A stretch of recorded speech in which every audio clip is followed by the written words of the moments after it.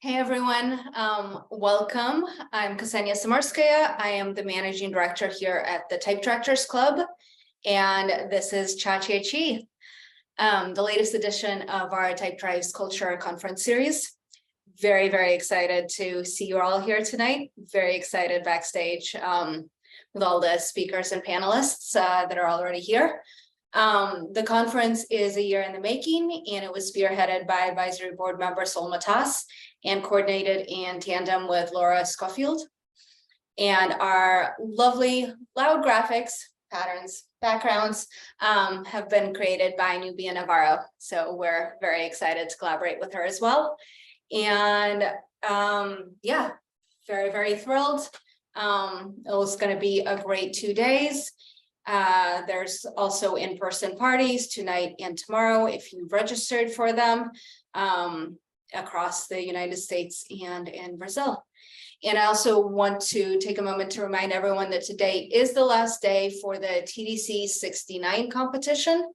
And that's for everything typography, lettering, and type design.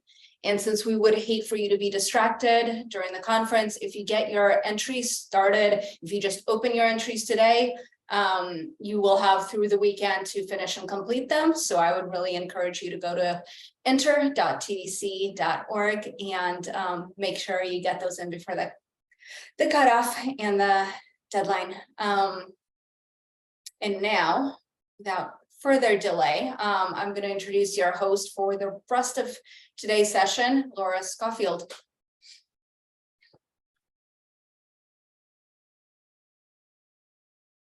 Hi, everyone. Thank you so much for everybody being here. Olá, bom dia, boa tarde, olá.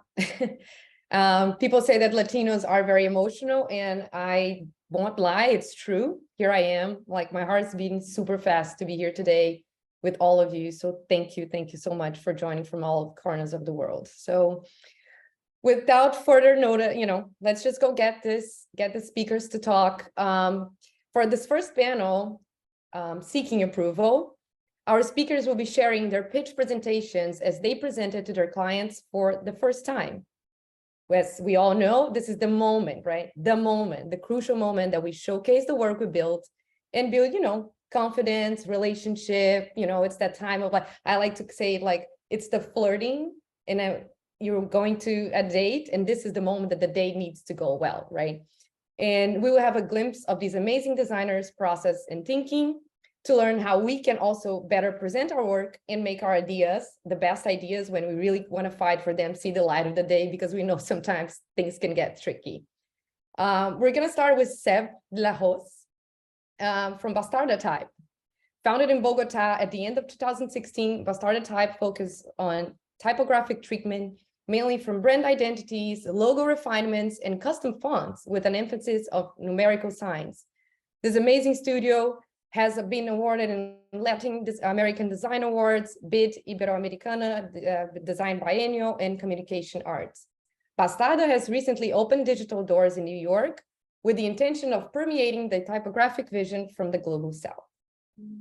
Thank you. Next. Yeah, thank you. Should I'm going to keep going with them. So Rodrigo Saiani, Rodrigo is from Rio, and he is trying to make type as popular in the world as music, starting in Brazil. He's getting closer every day by making typefaces for people and the brands they love, creating workshops, talking about type with pretty much anyone who's willing to listen. So thank you all here to give him another chance. Saiani has won 2 Golden Lions and Type Directors Club, D&AD, Latin American Design, and Brazil Design Awards. Together with Rodrigo, we have Fred Gelli, who is the co-founder and CEO of Tátil Design, a strategic consultancy that uses design to create sustainable connections between peoples and brands such as Coca-Cola, Procter & Gamble, Natura, and Netflix. Over his 30 years of trajectory, he has collected over 100 national and international awards. And last but not least, Oliver Siegenthaler, who is a Colombian, but with a Swiss twist. For the past decade, he has been the creative director of his brand studio, S&Co. His work has been published by leading design publications and awarded with institutions like Latin American Design Awards, TDC, and Bienal Iberoamericana de Design. The floor is all yours, guys. Thank you so much. Cool. Thank you. So should I start right away? Okay, so thank you again for this invitation, and we would like to start with this video to move a little bit the body, as Latin people like to do.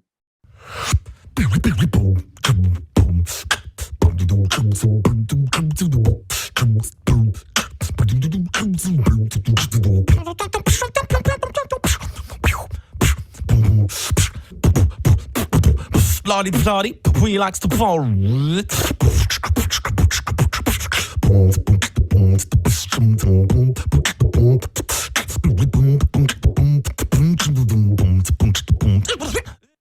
So thank you again for the invitation, and I think we would like to jump here again to the presentation.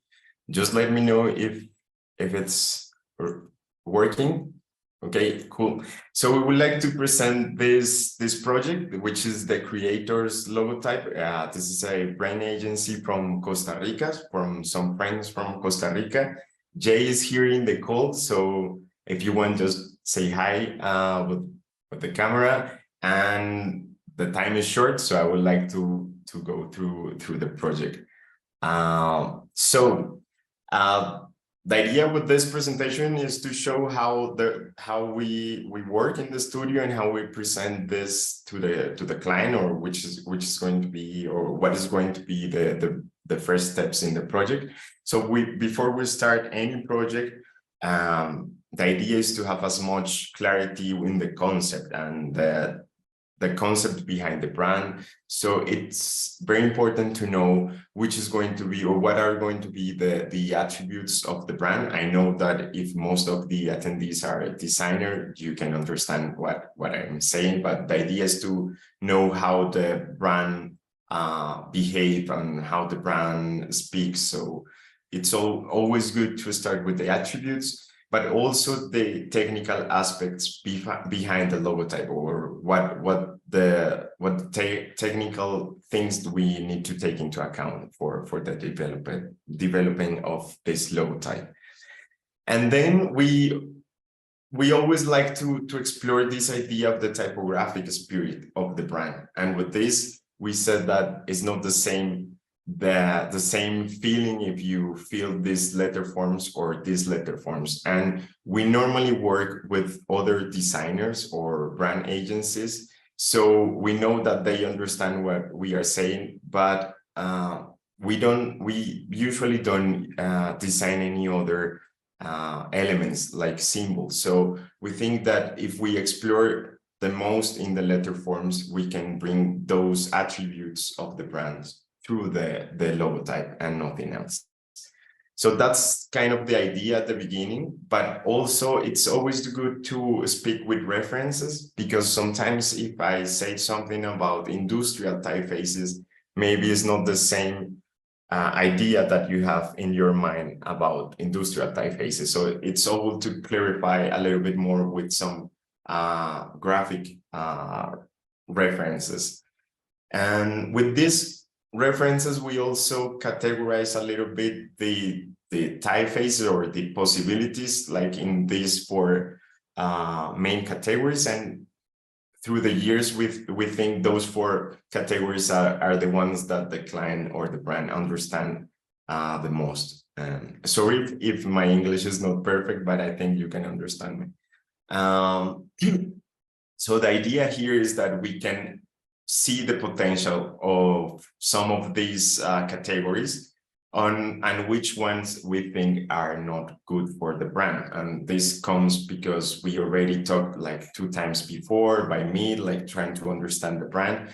And sometimes you can see the potential in 2 of these categories. So in those cases, we try to merge. If we see the potential in 2 categories, we try to merge into one design. And later we jump to this idea that, or this logic that typography is modular. So we always try to be very clear with the client or with the brand that if we change some bits of one letter, it may alter the other one. So we want to be very clear that this works as a system. For example, the round strokes or the out strokes. So with this, it's very important to set the rules of the game, and which are the basics of typography that the clients need to be aware of. And in this case, because we had a really long word with 11 characters, we discussed a little bit about the proportions. And in this case, we went for this condensed approach. But this is also done before the designing, like we put this into the table, and in this case they said yes with that logic. And later on we talk about the weight, the boldness of the logotype. And before we design, this could be one of the main points as well, which is going to be the amount of identity versus the readability. So if you want to have more identity, you will probably lose readability, but some logotypes are made for recognition and not for reading. So we are open to that. And in this case, specifically, we jump like a little bit below this 50%, which means it's going to be a sans with a little bit of character, but not too much. And the readability, it's also important for this brand. So that was the idea behind this. And then we jump again to other references, but in this case, those references are closer to the idea that we have in mind. So in this case, as you can see, they are all sans serif, but they have this kind of distortion behind. So we at that moment we try to discuss a little bit more about these ideas and how the brand feels these concepts behind the project. And sometimes these references came from these web pages, which are like all archives. So Jay, si me puede ayudar más tarde a mandar unos links de estas páginas por el chat, super. So Jay will send you some of these links to check all these old archive that we really love to look into. And like this. And then we always conclude with some logic points that are only 4 points before we start. Like, for example, in this case, the sans and display, uppercase only, semi-bold or bold. And sometimes we don't have all the answers at the beginning. So sometimes we drop into the table like a question, could it work as a label? So this was the first kind of the first approach. And some days later, we present the first project, the first proposal, which is this one. So in this case, as you can see, it's a sans serif, but we try to explore like this uniqueness in for example, in the ligature of the some weird R, something like that. So we are trying to deliver what we discussed at the beginning with some graphic elements.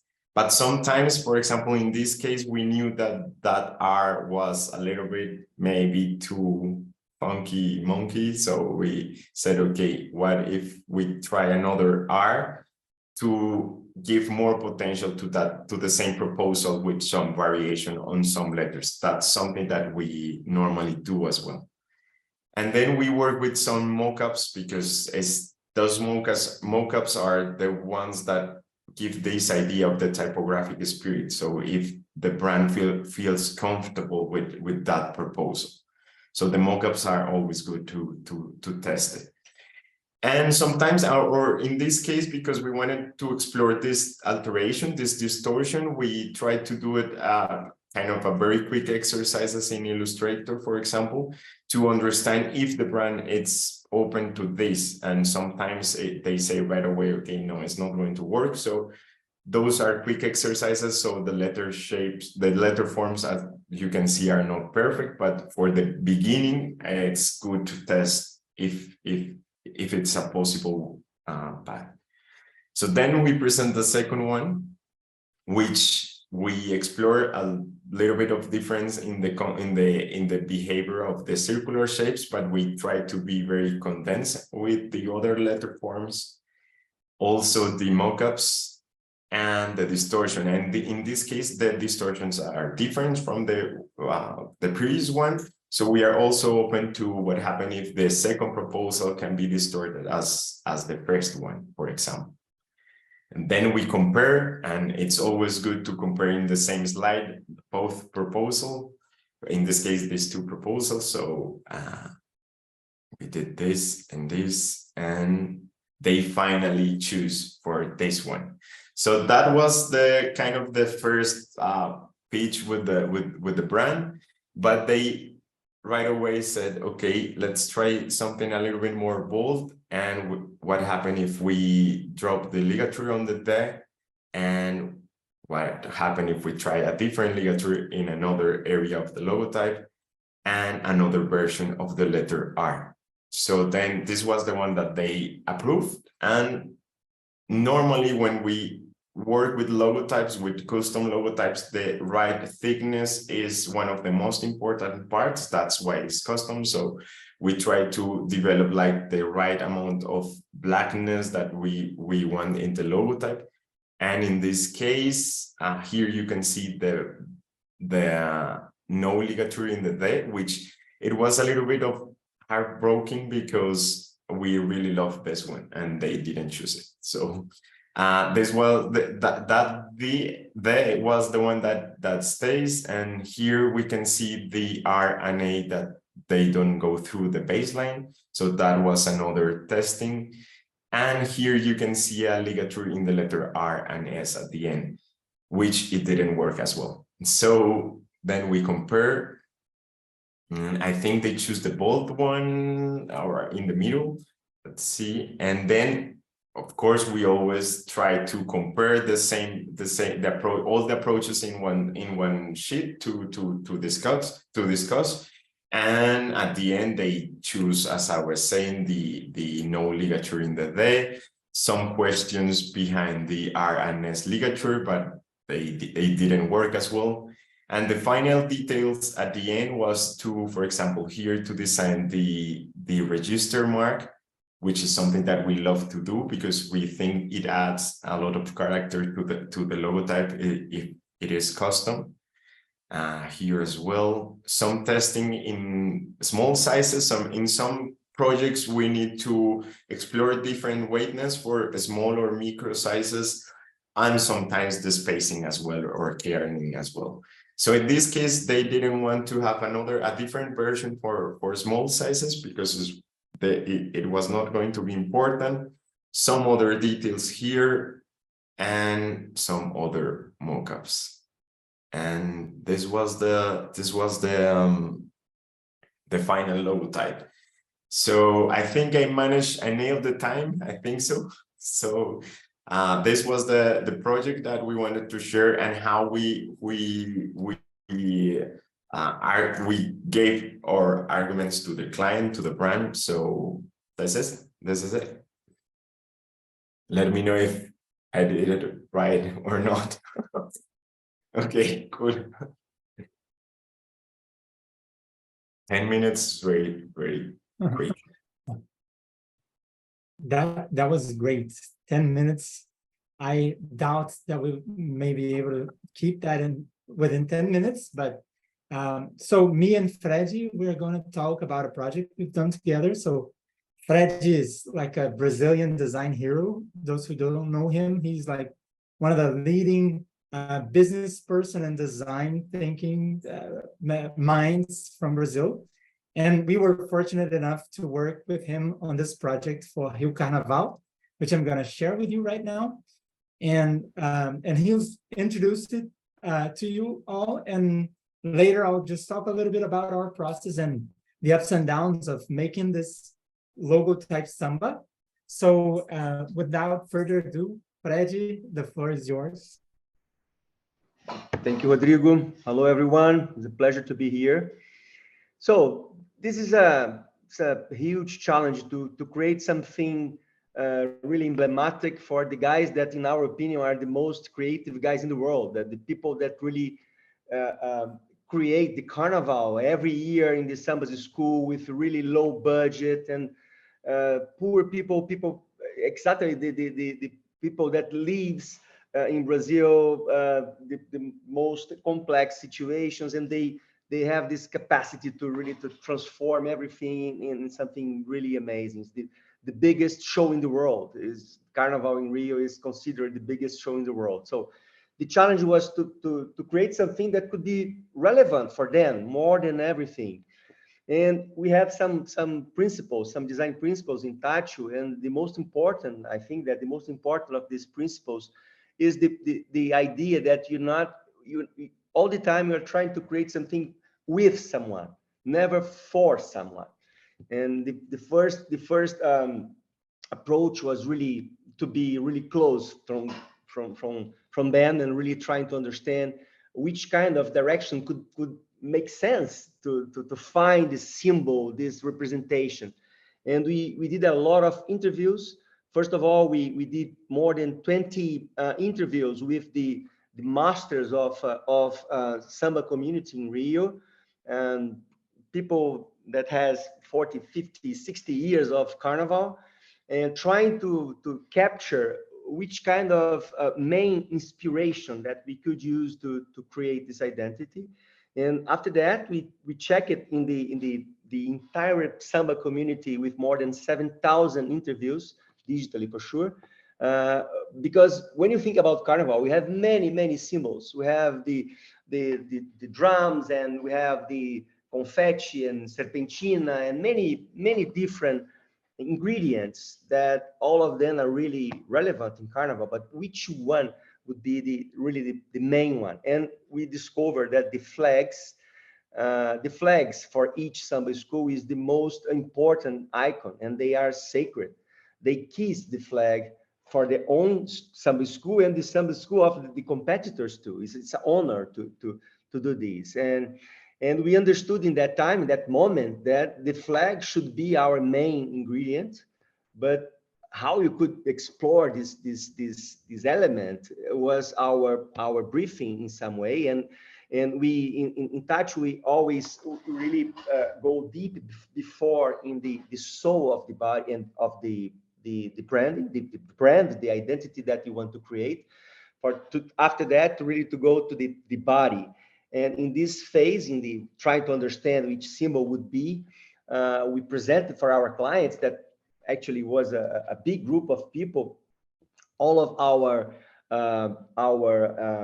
finders and the things that we discovered, and they approved this idea, and they okay, this is the main symbol. And we invited in that time Selminha Sorriso, that is the most famous flag holder in Brazil in samba school. Flag holder is this lady that dances with the flag and that represents the soul of each samba school with their beautiful colors and elements and everything. And we invited Selminha Sorriso to take part of the creative process with us. And we have Selminha here. And those are the 12, sorry, yes, thank you. Those are the 12 flags from the samba schools, and it's curious because all of them, or most of them, only Imperatriz Leopoldinense don't have that elements that are really consistent and very strong and very big contrast. And this is something that represents the energy of Carnival. And Selminha went with us to the studio, and we started to make some experience. But another design principle that we use in Tachu is really to believe in the process. And in that time, we need to really, okay, we don't know exactly how we're going to use the flag, but let's try to make some trial, some experience with the flag. And we did it. And Rodrigo is going to explore a little bit more. We invited Rodrigo and Plau to take part in this challenge with us. And Rodrigo is going to explore the journey. Yeah, so we got a call on a sunny Thursday afternoon, inviting in the middle of the pandemic. So this was about 20 20, I don't know dates. After the pandemic, my dates are all wrong. But this Thursday, Alice Gelli, the daughter of Freddy and the leader of this project, the creative leader behind this project, called us and said, Rodrigo, there's an amazing project. We want you to be a part of it. We don't know how, when, or where. We know where and when. It's going to be Saturday. We'll be motion capturing Selminha Sorriso, which every Carioca, every person from Rio knows, just from living Carnival every year. And I was like, yeah, sign me up. And then we went to Barracão do Samba, where the Samba schools get the stuff ready. But it was like very, it was kind of dark, and there was no one in there, just the team that Tacho put together to motion capture Selminha.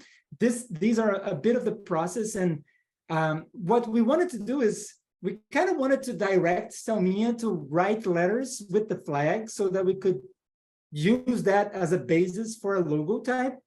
We knew that this logo couldn't be anything like static, but we had absolutely no preconceptions of what it would be. And from the moment that they invited Plau to be a part of this, I was totally like frozen. I was like, what are we going to do? How are we going to represent something so big in such an interesting way?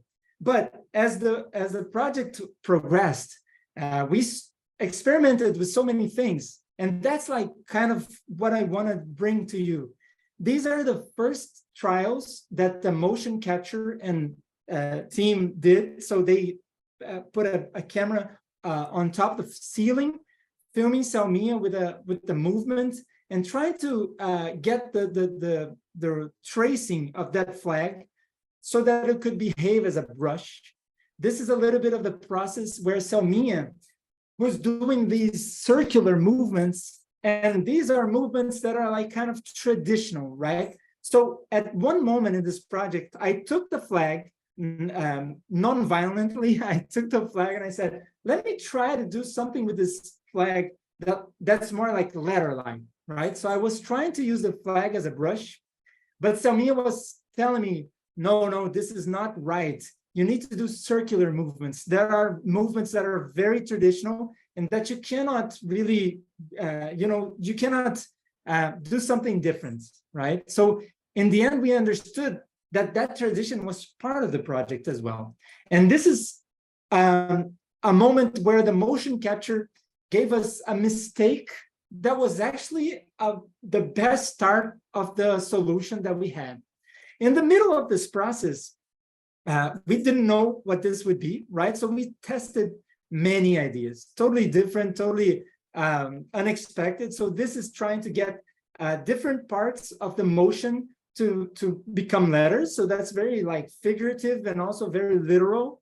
And this is interesting as well. Like it looks very flaggy. You can see some repetitions of the flag, and that's in the final solution, but not exactly at that moment, right? So Alice is an amazing artist. She took the idea of three-dimensional, and this looks like a little bit like a serpentina, which is something you throw in the streets, like very carnival-like elements. So maybe we could do that and try to write it with that. So at Plau, I love to say that we take things that are very traditional and maybe expected, and taking this further. And this is us trying different things in order to like take it to Tacho and say, oh, could we do this? We could go traditional, maybe like a Venetian carnival.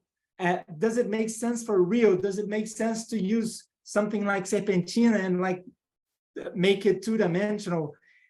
Could we do something more flag-like but looks like letters and lettering? So I mean, these are all moments where we were like totally unsure of what the solution would be, and instead of like freezing, what we did was sketching a lot and trying different things, bringing this to Alice and Tacho's team, and also to the whole community to understand if what worked, right?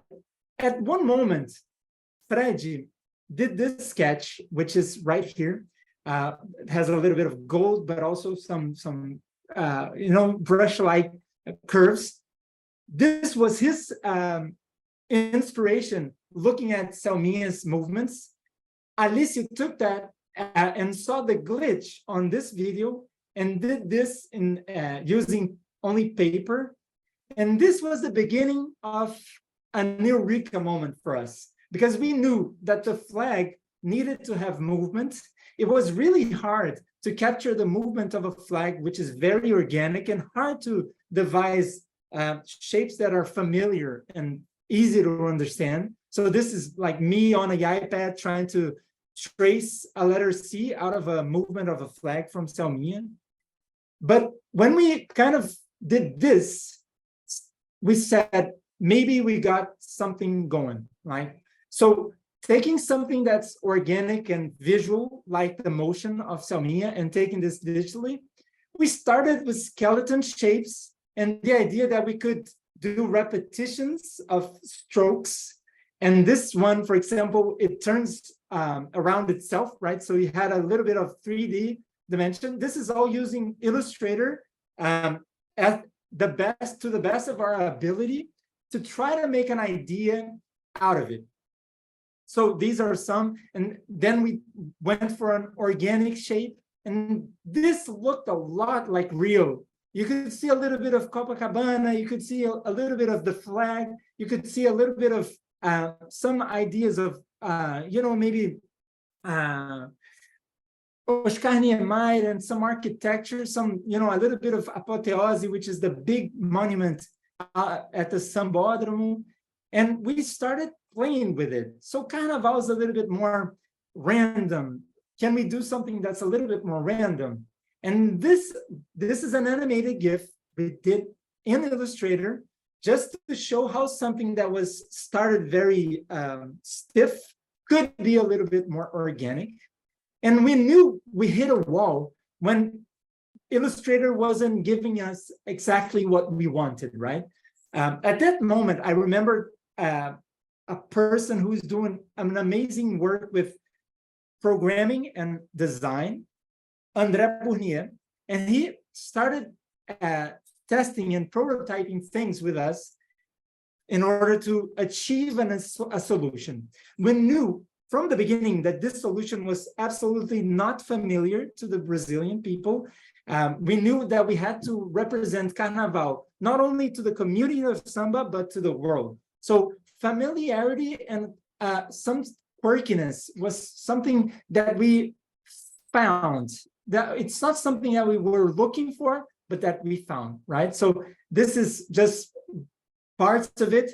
And in the end, the first prototype that André did made sure that we were on the right track to the solution for this project. So this is the exact prototype that André brought to us, maybe like 2 days after I briefed him of what we wanted to achieve. And this is all done in P5, which is a programming language based on our skeletons.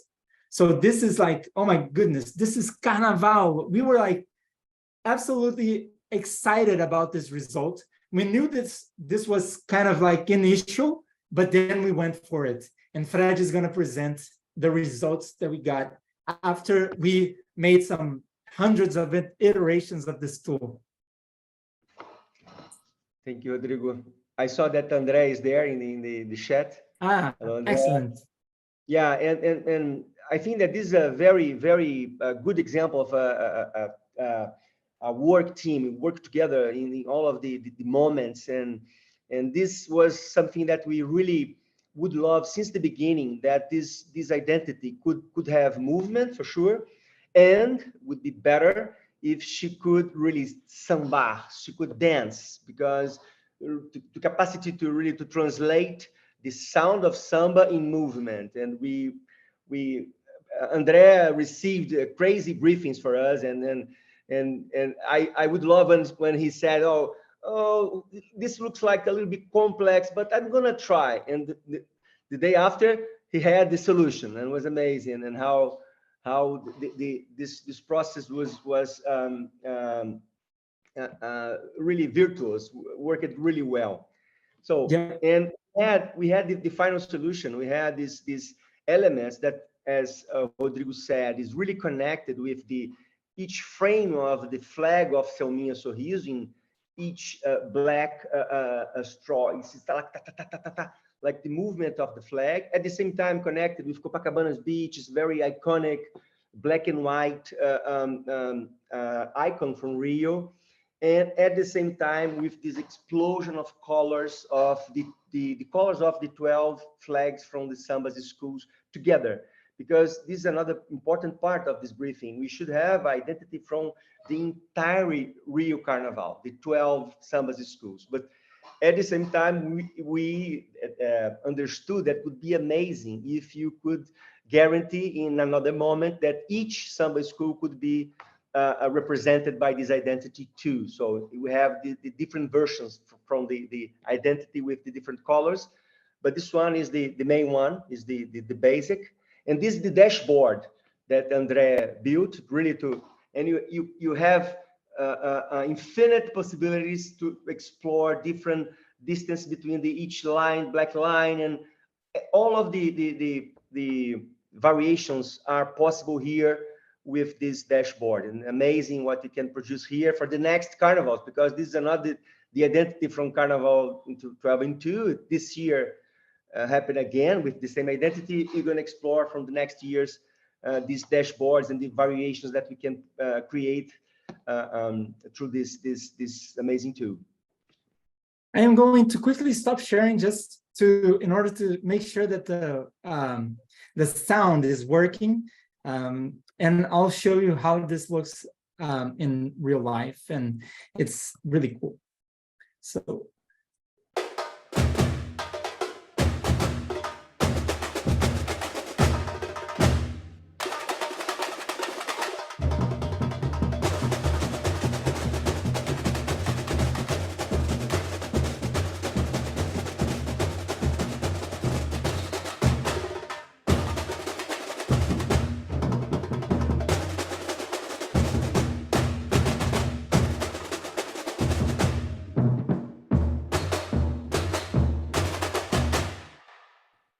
And this is, it's interesting because we can see here the movement of the flags, but at the same time the color code and the geometric codes from the original flags. I think that this is the main capacity of this identity, is really bringing Carnival with technology, but really connected with the old school and the original inspirations. And after that, we decided, as we said, to guarantee the connection between the sounds. And this is myself playing drums, and Alice, my daughter, that make the creative direction, change the colors for each samba school.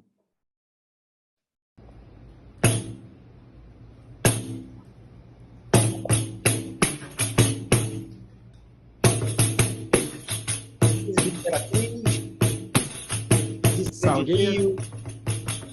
This is Portela, this is Clemente. So this is the main idea. And in Avenue, in Sapucaí, when each samba school go inside of the avenue, all of the screens spread in the avenue has the identity for each samba school with the colors of that samba school, and at the same time reacting to the samba of that samba school. And this is amazing. And here is just some executions, and we created a lot of different applications in everything that you could imagine in that moment. Go ahead, because I think that our time is finished. And we got 12 screens in Times Square to launch in New York the identity, with drummers and dancers there, and it was amazing too. And this, I think that here is possible to feel the identity. And I think that we won a lot of prizes like Golden Lions and everything with this project. But I think that the most important prize that we received was the Masters of Samba Schools saying to us, "Oh, guys, I'm really feel myself represented by this identity. I can really feel the truth of Rio Carnival here in this identity." And I said, "Oh, this is our main prize, because all of the other ones are really consequence of this one." This is the specific colors for each samba schools in the applications too, Portela, and everything. And yeah, that's it. That's it for That's us. it. It was such an amazing project to be a part of. So thank you again, Fred. Thank you everybody to Thank you, Rodrigo. having us here. Thank you, guys. Wow, that was amazing. I hate to be after you guys. That's but okay. So I'm sharing my screen. So it's really hard to be after this amazing project. Congratulations, guys. That was really, really flashing. That's unbelievable. Well, as Laura said before, I'm Oliver. I'm the the art director in S&Co. It's a small branding, packaging, design firm in Bogota. And I'm really, really honored to be here with all you friends and colleagues and so talented people from Latin. I think we have a really nice task to make today and to share what actually the Latin power means for all the people. This is us. We are 13 people at the studio, and probably a few things that you will see today in the next minutes are made by these talented people in my studio. I wanted to talk to you today about rejected projects. It's actually those projects that you fell really in love, that you keep them really close to your heart, but you don't know why during the process they fell apart, and sometimes the client makes a trash out of it, but you still love them. So actually we have a section of a web page with all those projects that were rejected and that we still love. At the moment, the web page is still in construction, but this section will be again online pretty soon. I think what we didn't learn in the university or at school is how to fail. You always are prepared to succeed. But what I've learned in the past 11 years of working is that we have, as graphic designers or as typographists, we have to get used to being told no. And so many times I've been told no in the past 11 years that I not know anymore how many rejected projects we have. But the truth is that failure is actually okay. Sometimes you don't know why you fail. For example, for a couple of years, we made this beautiful packaging of, I have this impression that it's beautiful. These are really traditional snacks from Colombia. They were called pa mi gente, which translates for my people. And we even illustrate all the characters of the Colombian culture so that everyone could identify themselves with this product. But at the end, I don't know why, I don't find any explanation, but our proposal or we were working and then we didn't hear anything about our client anymore. We were calling, what's happening? They didn't take the phone anymore. And a couple of months afterwards, we saw the new packaging on the supermarket. And yeah, we didn't have that excuse. We didn't knew anything, but sometimes it does happen. At the end, we knew that our client changed the whole marketing team. They even had our phone number, so shit happens. Sometimes you do know why your projects are rejected. For example, we fell really in love with a project last year. We had to design this packaging for a almond milk, vegetable milk, and we were really in love. We made even this small video to present the project. was the introduction to the project, and we were really so happy. This was actually the video of the presentation.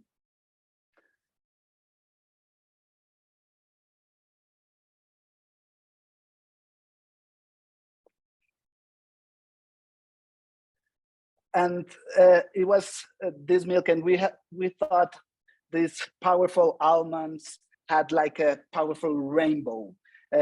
As I was a kid, it was, I don't know if everyone knows them, those osos cariñositos. They were small bears which had a rainbow from their belly. And we took that idea and we put it on the packaging. We were super, super happy, but we ignored totally that in the illustration was probably a little bit an obscene gesture. You know, you're squeezing out of something and the milk is coming out. So the client said, totally no, it's totally censored. We can't use that illustration. So sometimes you are so deep in love of your projects that you ignore some important issues like that one. But failing is okay when failing is learning. You know, you can fail all the times, but if you don't learn anything about it, it won't be useful. So failing is learning. You learn new skills. For example, a couple of years ago from El Salvador, they called us to design a rum label of a premium rum brand. It was called Ron Cihuatán. It was actually our first time to design a rum label, even a rum liquor. We probably made a few beer labels, but never a distillate. So we began to work with our client. We probably did around 8 to 10 proposals. Then after a couple of weeks and months, the client was really, really getting nervous, was really frustrated. She was really a little bit also angry. So we kind of break down and we quit the job. I wrote to her an email saying apologizing about, but we didn't have enough skills to design a brand label. So they obviously had to go on. They hired another illustrator, another designer, and probably this guy or this studio took a little bit of symbols, objects from our proposal. But afterwards, they really hired an amazing team, which is Apartment 103. They are specialized in designing labels for liquors, for distillates, and they showed us what actually really was to design a label for a distillate. Our client always said, you're not achieving the language that are from normal in the category. So from here we saw, okay, those are the codes, those are the language that we are not achieving. So there's always a second chance. And then a couple of weeks or months, we had this second opportunity to design this label for Olvido, which is a distillate from the Pacific region of Colombia, from Chocó, which is a really region that is totally a forgotten land. And we could learn from that experience a couple of years ago and bring it again to this new opportunity. Sometimes failing is learning to have new friends. Beginning last year, we had this project, which is Salvaje, which is a festival in Miami. Miami is that center point of where Latin people meet. So we began to work with this identity. We made this lettering Salvaje ourselves. We actually called my friend here, Sebastian, to do those fine tuning on the word Salvaje. We were so in love, and then we said, let's take this lettering to a 3D with this shiny 3D model. We called an 3D artist because we don't have any idea of 3D. So we called Mario, and he made this 3D illustration, and we could put it on the lineup. We were super happy, but shit happens. It wasn't because of the design. It was just too difficult to have this business in Miami going. So the whole project was rejected, like it didn't come up. But the good thing is that we learned this guy, Mario Gonzalez, he's a super good artist, 3D artist. And a couple of weeks afterwards, our same client called us to make the identity for another festival, probably the biggest rave party in Colombia, which is called Baum Festival, and we could work with this super artist.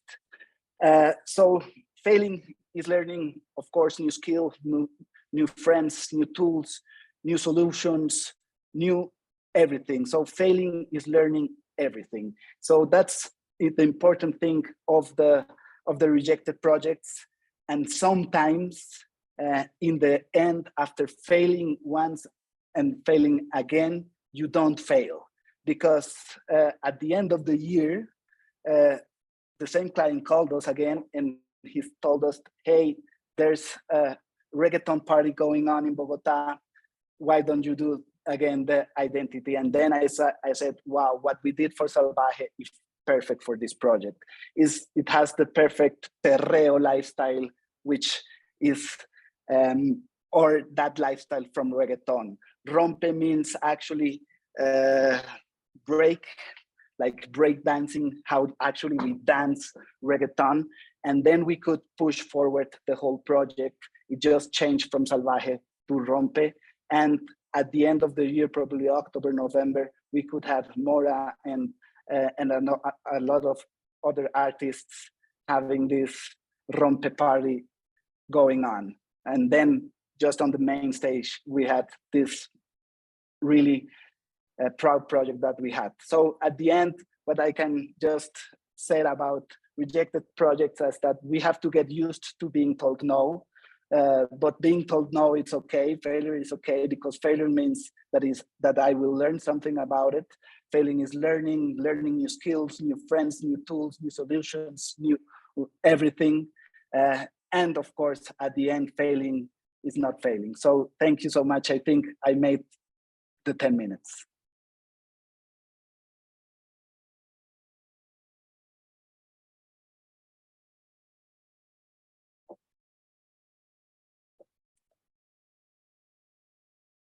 Thank you, guys. This is so amazing and impressive. So I have my questions. You all know that I was preparing questions for you because I was too excited. But we got 2 questions from the chat that I would love to address. Please feel free, whoever wants to answer that. But Gianna Ciudad Fernandez was asking, what do you all think about the one concept method that has become so popular among designers when presenting identities or logos? What, the one concept? How does it work? Or So you're just, I think what she means, just presenting one solution.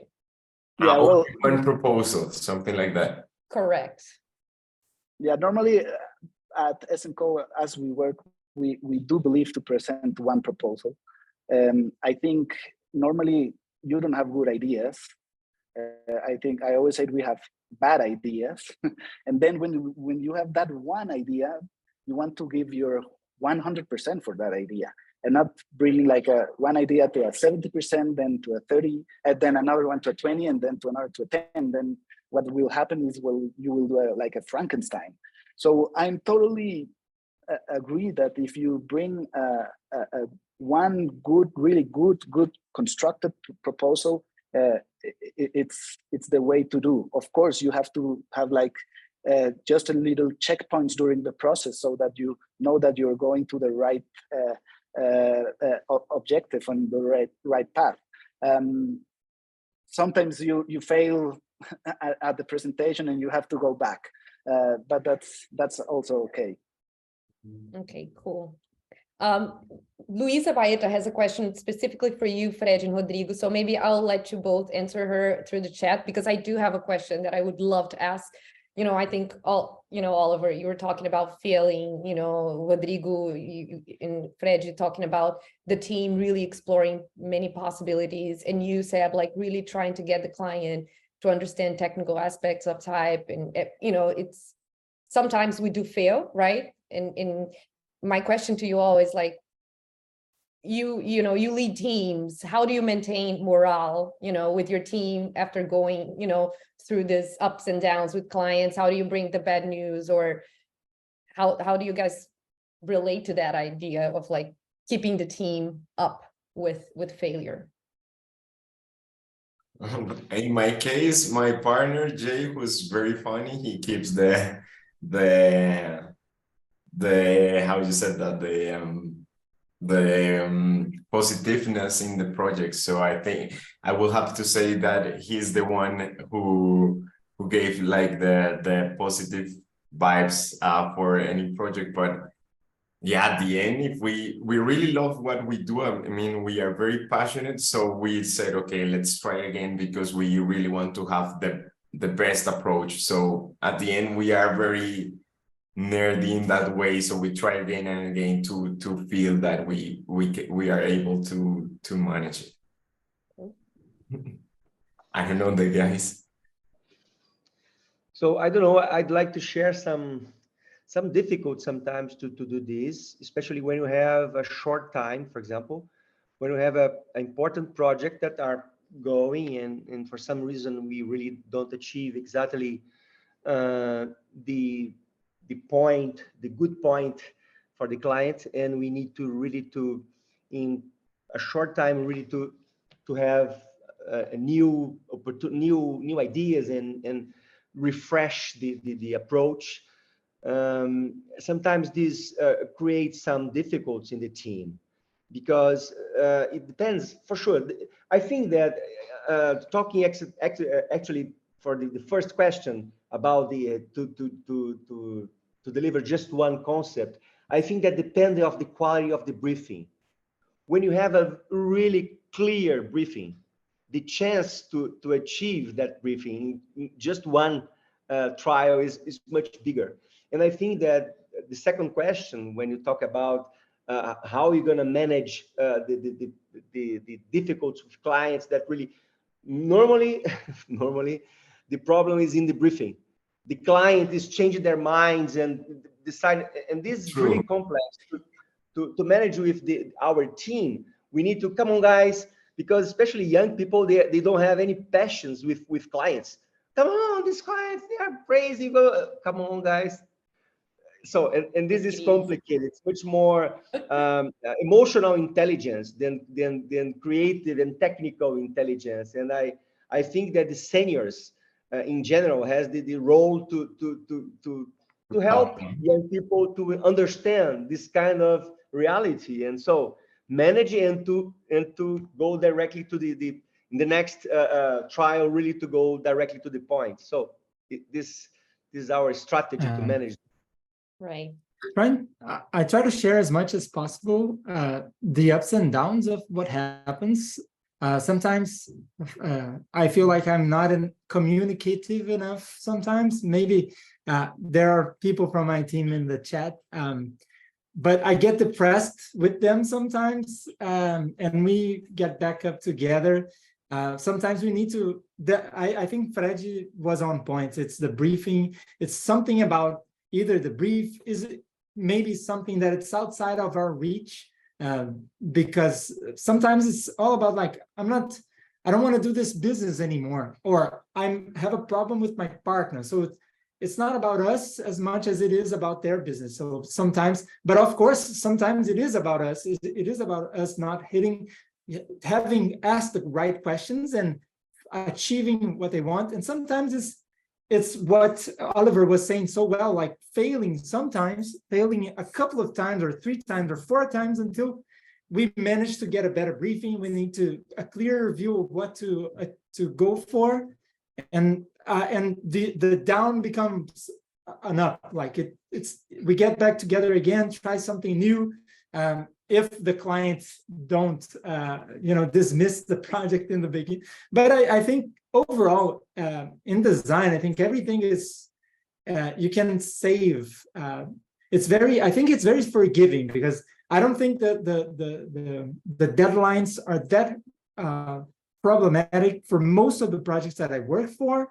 Nobody's getting, hard to say that somebody's going to be very hurt if that doesn't reach the deadline. So, yeah. And just a quick answer to Luis's question. I think for me, this project for Rio Carnaval was absolutely a game changer in the way I think brands. First of all, because I never explored from so many different points of view. I was never so unsure of a process, and I was never so secure from the team around, especially the team at Tacho and Fred, who was very positive in the way he's leading things, and Alice, who inherited that same positivity and belief that's going to work. That changed a lot for me. Great. Thank you so much, guys. We're going to have to wrap up for the next session, but thank you so much. And yeah. Thanks for having us. Thank you. Bye, guys. Thank you so much, and viva Latino. Gracias. Tchau, tchau, pessoal. Thank you. Gracias. Obrigado. Gracias. Chao, chao. Gracias, adiós.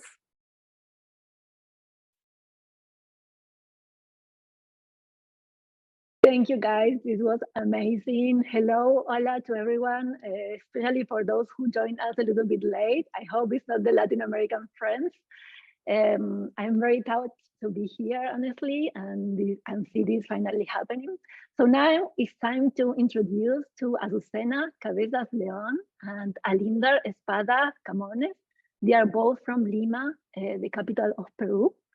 They are both graphic designers and co-founders of Carga Maxima, and they have experience in murals and painting, illustrations and lettering. And they also, and this is the part that I think is very interesting, because we are going to see this in our next presentation. They do research on popular graphics in Peru, and they are also very talented and humble people. So they are going to take us on our first type tour, and this time it's in Lima, and introduce the chicha art. So let's take a walk through the Peruvian culture. Welcome, Azucena and Alinder.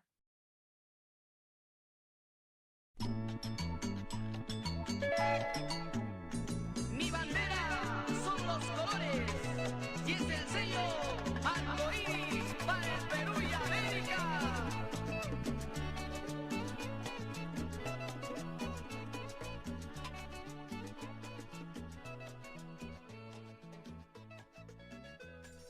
Hola, somos Azucena, Cabezas y Alinder, Espada, del estudio de arte y diseño Carga Máxima. Desde hace algunos años trabajamos difundiendo la gráfica popular mediante talleres, murales, curaduría y lettering.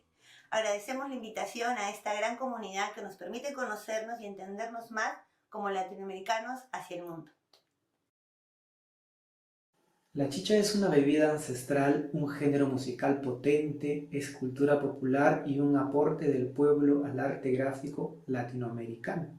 Transgrede lo establecido para llenarlo de color, creatividad y lucha, para mirarnos y entendernos más. Los chapis tomando chicha resume este discurso de conquistar la capital donde nacería este movimiento musical. La chicha es una bebida presente en varios países de Latinoamérica. Se elabora de maíz y otras semillas fermentadas, similar a la cerveza. Se origina en Centroamérica y está tan vigente como el ceviche. El uso del término en la música tropical se debería a una canción llamada La Chichera, tocada por los Demonios del Mantaro a finales de los años 70. En los años 50 se inicia un proceso migratorio importante en la ciudad de Lima y toda esta necesidad de ocupar la ciudad produjo nuevos símbolos, nuevos códigos. Así como los incas tomaron lo mejor de cada pueblo conquistado, los nuevos limeños lo hicieron a su manera. Adoptaron la guitarra eléctrica, la cumbia, las formas y colores y crearon un nuevo imaginario potente para alejarse del folclore al que la sociedad los había confinado. Perú es un país centralizado, el 30% de su población vive en su capital Lima, mega ciudad que a su vez alberga a un 70% de la población de origen migrante de diferentes regiones.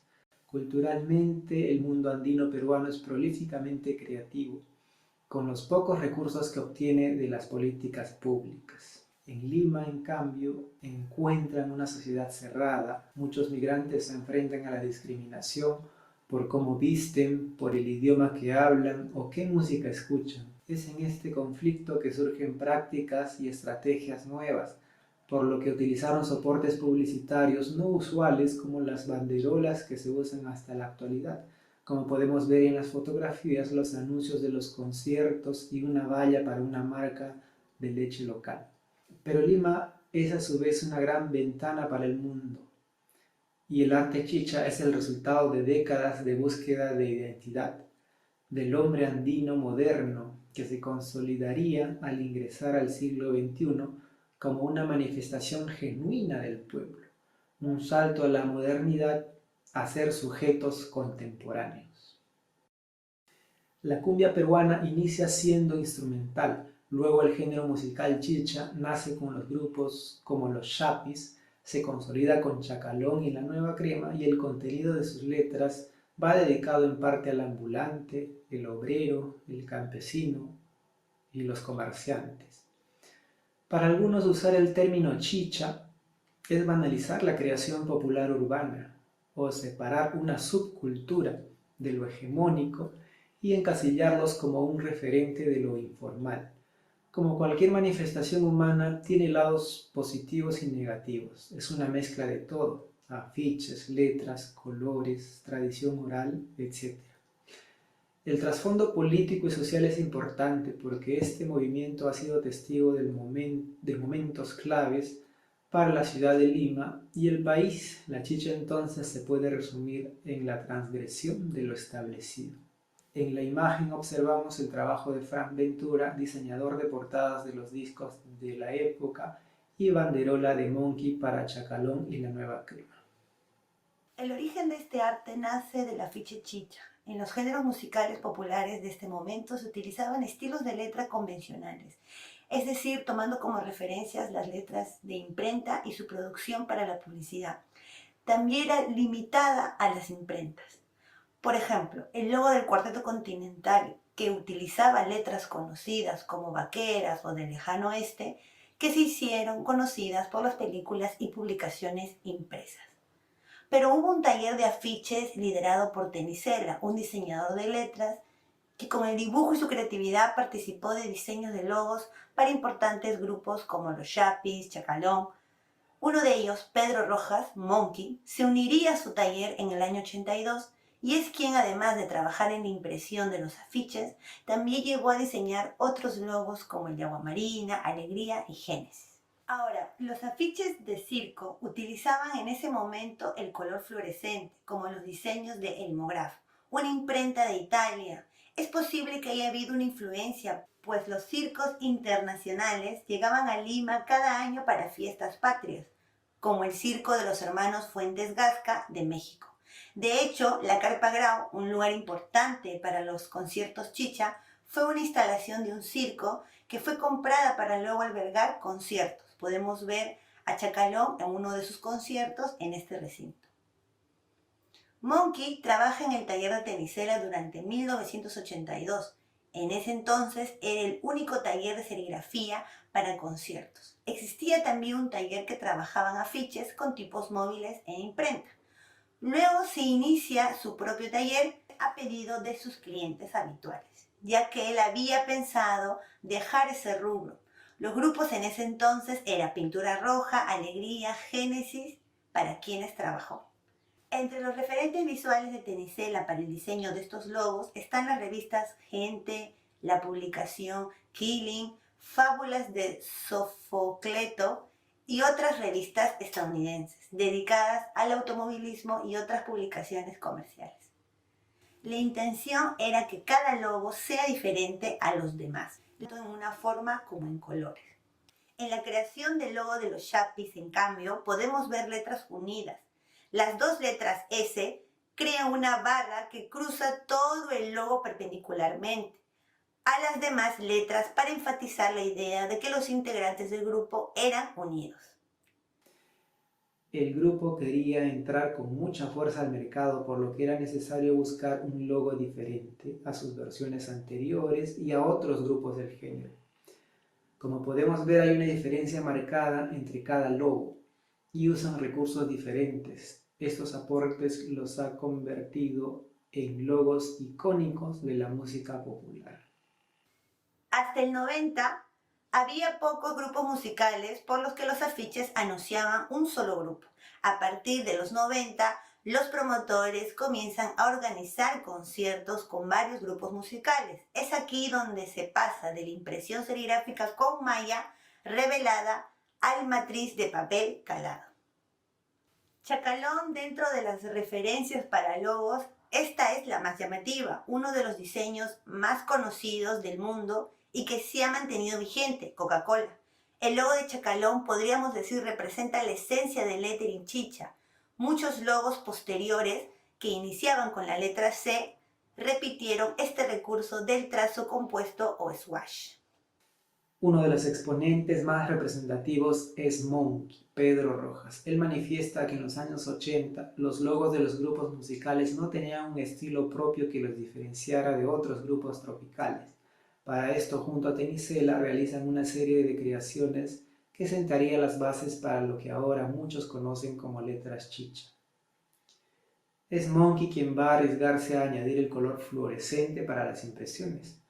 Cuenta que no se contaba con este tipo de pigmento para imprimir sobre papel, solo para pintura industrial al aceite, por lo que solicita a un fabricante que le consiga esos colores y aplicarlos a sus afiches. El primer afiche fluorescente lo trabajó para el mano a mano de Chacalón y Tongo. El afiche indica la fecha, el lugar y el grupo musical que se va a presentar, ocupando el espacio por completo. Si bien no había una intención de crear un nuevo arte o una nueva tendencia en diseño, la idea era generar algo nuevo en diseño para la identidad de los grupos y junto a la música generar una nueva cultura. Entonces, como la combinación de colores fluorescentes caracterizaba los afiches chicha, también se podía encontrar en los letreros o rótulos populares. Uno de los talleres de afiches más importantes en la actualidad es UPIC, los hermanos Pingo Calderón. 4 hermanos de la Unión Piura, al norte del Perú, decidieron formar un taller de afiches. Es uno de los más importantes y entre sus clientes tiene a los grupos de cumbia locales y de otras regiones y países como Chile y Ecuador. Ser varios hermanos les permite trabajar mayor cantidad de afiches y su proceso incluye diseño digital, impresión de matrices y solo la impresión de los afiches mantiene la matriz de papel. El artista más importante por su calidad e influencia en otros artistas de la gráfica chicha es Elio Tupac. Creció en una familia dedicada a la publicidad, en Biusa, un taller de afiches ubicado en la carretera central de Lima.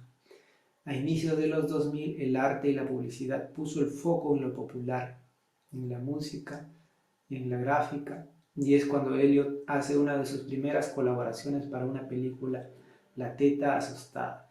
Con él y su trabajo se abre el camino para muchos artistas gráficos. Elliot inició realizando afiches, talleres y murales. Decide centrarse en el lettering script o letra corrida inspirada de los baseball fonts.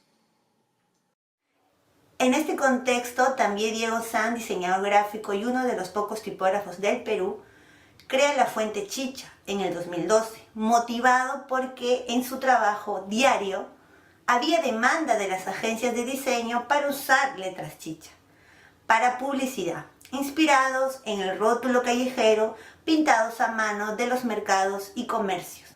El rotulado de letras o letreros, como son más conocidos, se caracteriza por el dominio del pincel para hacer letras a mano alzada.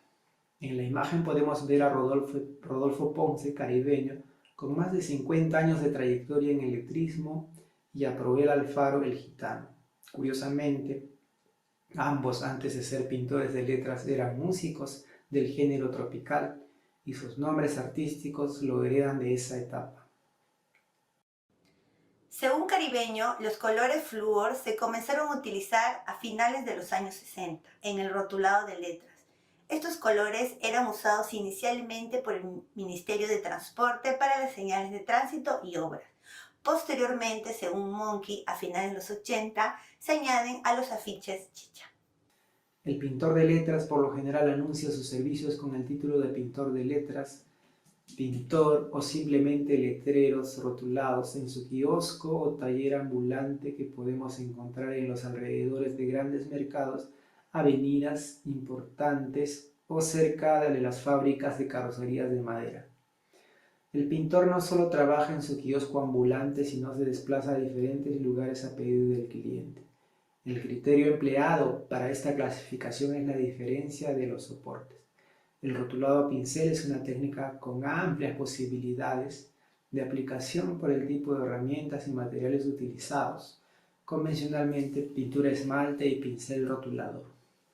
Se pinta habitualmente sobre madera, metal, vidrio, concreto y plástico.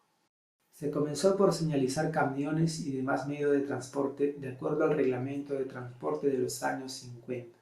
Se emplea la misma técnica para rotular frases de cultura popular. Tú envidias mi progreso, se sufre pero se aprende, no se gana pero se goza, sufres al verme pasar, querer es poder, etc. En muchos casos las frases acompañan a imágenes figurativas o gráficas en la parte posterior del camión, en las puertas de los camiones de carrocería de madera, para ser más exacto. En cambio, las frases pueden estar ubicadas en el parachoques posterior, debajo de la puerta o formando parte de la ilustración. Estos mensajes son propuestos por el pintor para el chofer o dueño del camión. También se suelen pintar estas frases en menor cantidad en los buses, combis, taxis y vehículos de transporte público que más se usan en Lima. En este caso se pinta sobre la parte metálica del vehículo o sobre las ventanas. Entonces el arte chicha en el rotulado se caracteriza además por el uso de frases populares. Algunas son letras de canciones o dichos antiguos. Otro gran sector es la venta de comida ambulante. Quizás por su estética sean más llamativos los puestos de venta de higadito frito, anticuchos, caldo de cabeza, pescado frito, papa con huevo u otros. En los letreros que emplean para comunicar el producto y el precio. En su mayoría estos puestos ambulantes de comida son administrados por mujeres y se venden en las tardes y de noche, por lo que los colores flúor son muy útiles por ser llamativos. La influencia de los afiches chicha trajo al diseño gráfico una referencia sobre la identidad gráfica de nuestra ciudad. Es ahí donde se entiende que el afiche tiene un contexto que nace y se gesta en la ciudad de Lima, una capital que tiene su territorio a la mayoría de instituciones de diseño gráfico publicitario, interiores, moda, donde se enseña este oficio. Pero más importante todavía es que Lima es la primera quien abraza este estilo de letra, el color, los referentes y las frases, y ha influido en las otras regiones del Perú. Carga Máxima, como estudio de arte y diseño, creció en este contexto de auge de la gráfica peruana, que recuperaba su público, que creía que el rotulado había desaparecido. Inspirados en este oficio, creamos el taller de letreros, una experiencia para el aprendizaje del lettering popular peruano. Lo primero que hicimos fue el alfabeto Carga Máxima. Al lado podemos ver un rotulado hecho por el maestro caribeño. En la última década, Perú es uno de los países que inicia su camino con la mejor gastronomía y se empieza a abrir aquí y afuera negocios en relación a la comida. Aparecen agrupaciones fusión de música cumbia chicha, ambas industrias con un sentimiento de añoranza y como punto de encuentro tiene a Lima. Son estas industrias formadoras de un nuevo interés por el aprendizaje y la práctica de que se realicen más estilos de letras populares llamados chichas. Y son ellos el nuevo público que busca modernizar esta gráfica. Nuestro mural pintado por el patio de comidas del centro comercial Jockey en Lima con iconografía peruana y una frase conocida, Vales on Perú. Años antes del boom, lo chicha, las instituciones de diseño no lo comprendían como ahora. Había un sesgo y se pensaba que eso le correspondía a las facultades de ciencias sociales. pero el concepto de tipografía claramente merecía atención y era fundamental hablar de la tipografía. En la carrera de diseño gráfico se les exige a los estudiantes ser originales, creativos, observadores de nuevas oportunidades y como una influencia latinoamericana, desde el año 2003 en adelante, el concepto de mirar hacia adentro y trabajar lo local serían las motivaciones para generar más recursos gráficos para servicios y productos que trabajen también con el concepto de identidad. La tipografía aquí en Perú no tiene una industria por varios factores. Además de las escuelas de diseño, no se enseña la producción de fonts. Solo el dibujo vectorial, que poco a poco ha tenido mayor interés. En el caso de la tipografía y su influencia de los chicha a nivel digital, lo entienden como un lettering, ya que su proceso de inicio sería a mano, como lo realizan Monkey y los demás artistas, para luego estos terminar en un logo o lettering digital. Como gestores de la gráfica creemos que el término chicha es un término poco entendido y genera un problema. Por otro lado, en las investigaciones veíamos necesario seguir investigando sobre conceptos tipográficos para poder explicar mejor el concepto de tipografía chicha, que varios necesitan imitar, copiar y realizar, sea por desconocimiento o por interés comercial. Podemos concluir que es importante que los talleres fuera de las instituciones y que las instituciones enseñen con mayor rigurosidad los conceptos de caligrafía, lettering y tipografía, y que los egresados de alguna manera estén más capacitados para realizar tipografía en general, pero mayor todavía realizar estos tipos de letra y el estudio de la tipografía si se tiene una base histórica, como por ejemplo la memoria gráfica de nuestra ciudad.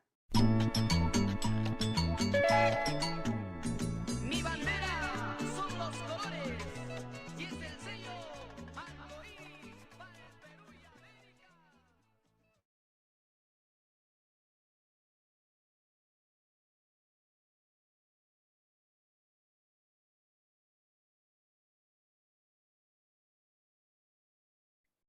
So, welcome everyone again. We are now moving from Lima, Peru, to Santiago in Chile. So I think the best drink for this transition is to have a good pisco sour. Our next speaker is Marco Avilés. He's a designer specializing in audiovisual work, and he's also very close to the music world, and you will hear a little bit about this in his presentation.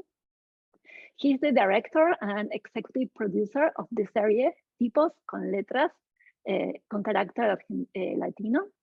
And this is the project that he will present us today. It's a documentary web series that presents the modern typography development in Chile. For me, this is a very special project because in this documentary, there are interviews with many type designers that I admire from Chile.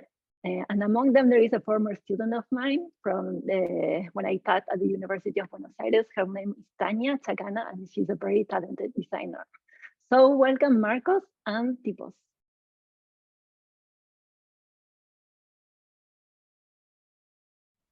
Hola a todos desde Santiago de Chile. Para comenzar, les compartiré un breve tráiler.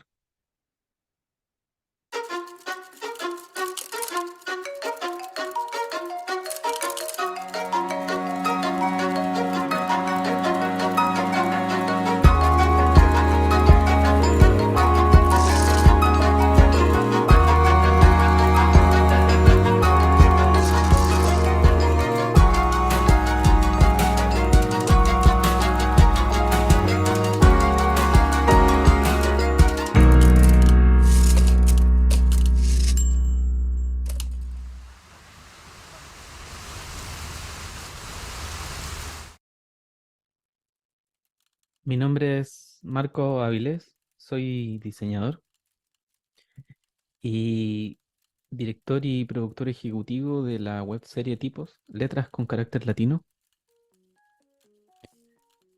Tipos es una webserie que aborda el panorama actual de la tipografía en Chile a través del trabajo íntimo de distintos diseñadores en Chile. Tiene como objetivo principal presentar la tipografía en Chile de manera accesible, pero también emocionante. Esta serie nace desde un profundo interés en la disciplina tipográfica, desde mi paso como estudiante de diseño en la universidad hasta el día de hoy. Y fue en este lugar, en la universidad, en el que tuve junto a mis compañeros mi primer acercamiento a la tipografía, y ha sido algo que me ha acompañado desde esa época.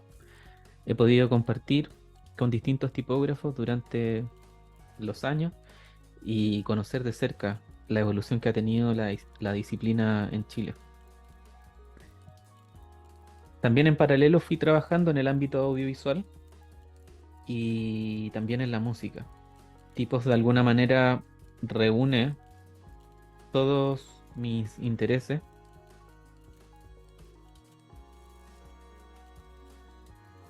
En el año 2019 ocurre algo importante, y es que logro conseguir el financiamiento finalmente para poder desarrollar esta serie después de mucho tiempo intentándolo.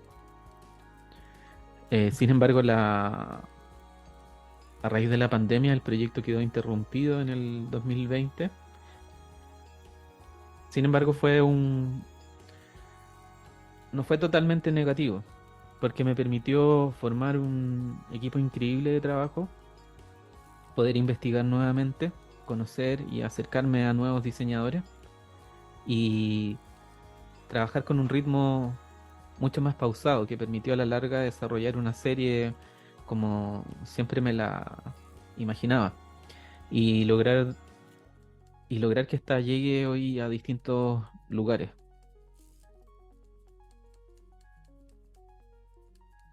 Tipos de alguna manera ha aportado a visibilizar la disciplina, ya que las personas comprendan el importante papel de las tipografías en nuestras vidas. La serie ha permitido que distintas personas conozcan el quehacer de los tipógrafos y también de diseñadores. La serie busca presentar el panorama actual de la tipografía en Chile, y por eso la selección de protagonistas para cada episodio es variada, incluyendo diseñadores, tipógrafos, diseñadores editoriales y calígrafos. La serie cuenta actualmente con 8 episodios en total.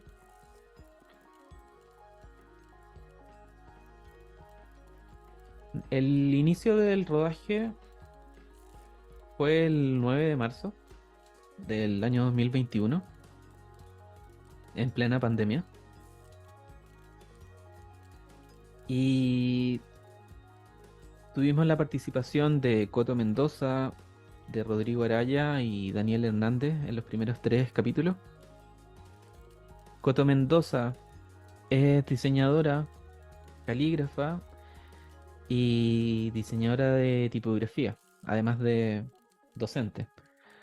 Actualmente representa a Chile en la Bienal Tipos Latinos, y hace muy poco su último trabajo fue seleccionada entre las mejores tipografías del 2022 en MyFonts.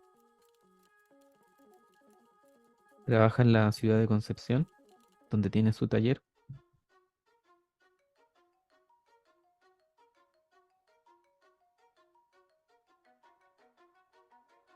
Acá algunas imágenes de su último proyecto, el que les comentaba anteriormente.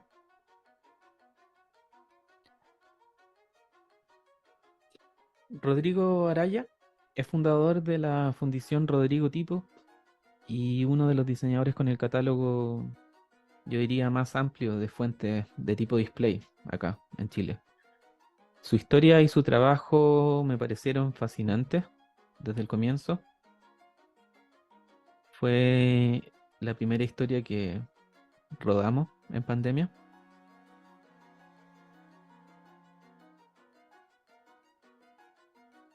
Daniel Hernández, él es diseñador y tipógrafo, socio de Latinotype actualmente, la primera fundición tipográfica en Chile.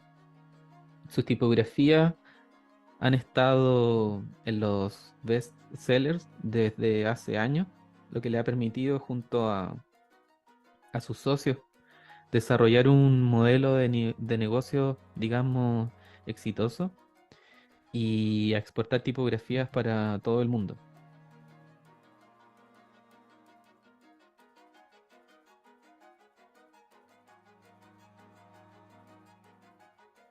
Luego visitamos a Andrea Torres, a Javier Quintana y a Paula Barahona. Andrea Torres también es diseñadora, es docente y tipógrafa artesanal. En la serie presentamos el importante trabajo de rescate de un oficio tan antiguo como el letterpress, y cómo Andrea ha logrado revalorizar el oficio y sumarle una nueva dimensión artística. Algunas imágenes de su taller en la comuna de Ñuñoa, acá en Santiago, y algunas de las impresiones que realiza con letterpress. Luego tenemos el trabajo de Javier Quintana, quien también es diseñador, tipógrafo, fundador de Quintana Font, docente del diploma de tipografía de la Universidad Católica. Javier lleva más de una década aportando a la disciplina, no solo desde su trabajo, sino también desde la docencia, y acercando la tipografía a través de distintos colectivos. Varios años fue parte de la organización de la Bienal Tipo Latino acá en Chile. Acá uno de sus trabajos más reconocibles, Mazurquica.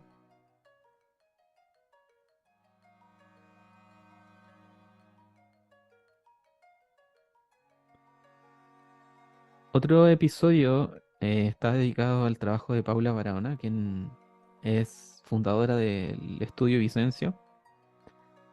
Es máster en diseño editorial. Ha ganado importantes reconocimientos por su trabajo. El episodio de Paula es muy importante porque nos muestra la dimensión de la tipografía desde su uso y la importancia que tiene este no solo en el diseño, sino también nos ayuda a entender la importancia de seguir diseñando nuevas tipografías. Pudimos visitar su estudio, conocer su trabajo. Los últimos episodios están dedicados al trabajo de Juan Bruce y de Tania Chacana. Bueno, Juan Bruce es diseñador y tipógrafo. Al igual que Tania, se especializó en tipografía en la Universidad de Reading en Inglaterra y hoy trabaja en fundiciones como Type Together o para empresas como Google. Parte de su trabajo está dirigido al desarrollo de alfabetos que podríamos definir como no latinos, en el que encontramos el bengalí, por ejemplo, o el koski.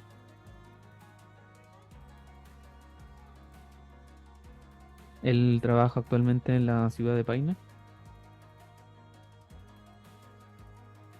una pequeña localidad en Chile, cerca de Santiago. Tania Chacana debe ser para mí uno de los referentes más importantes en Chile en desarrollo de tipografía actualmente. No solo por su talento, sino también porque con su trabajo se ha abierto camino y ha podido trabajar con importantes fundiciones tipográficas en Europa. Y su trabajo está en el más alto nivel actualmente. Tuvimos la suerte de tenerla acá en Santiago, porque ella reside en Berlín, y registrar un poco su trabajo y que nos cuente en qué está en la actualidad. Finalmente el rodaje terminó a finales de febrero del año 2022.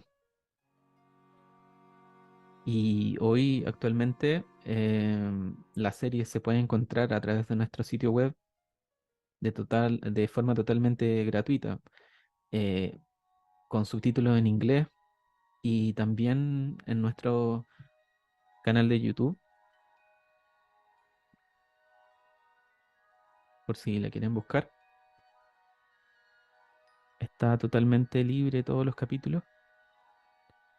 También quiero contarles que la serie fue lanzada en el Centro Cultural GAM, acá en Santiago, uno de los centros culturales más importantes del país, con una gran convocatoria.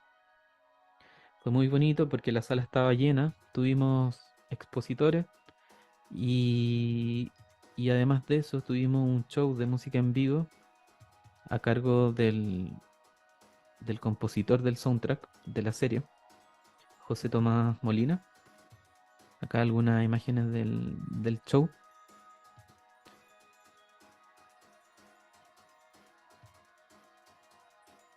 Parte del público asistente. Y acá me detengo un momento en el trabajo de José Tomás Molina, porque mi vínculo con la música de tantos años me permitió conocer y trabajar con José Tomás Molina.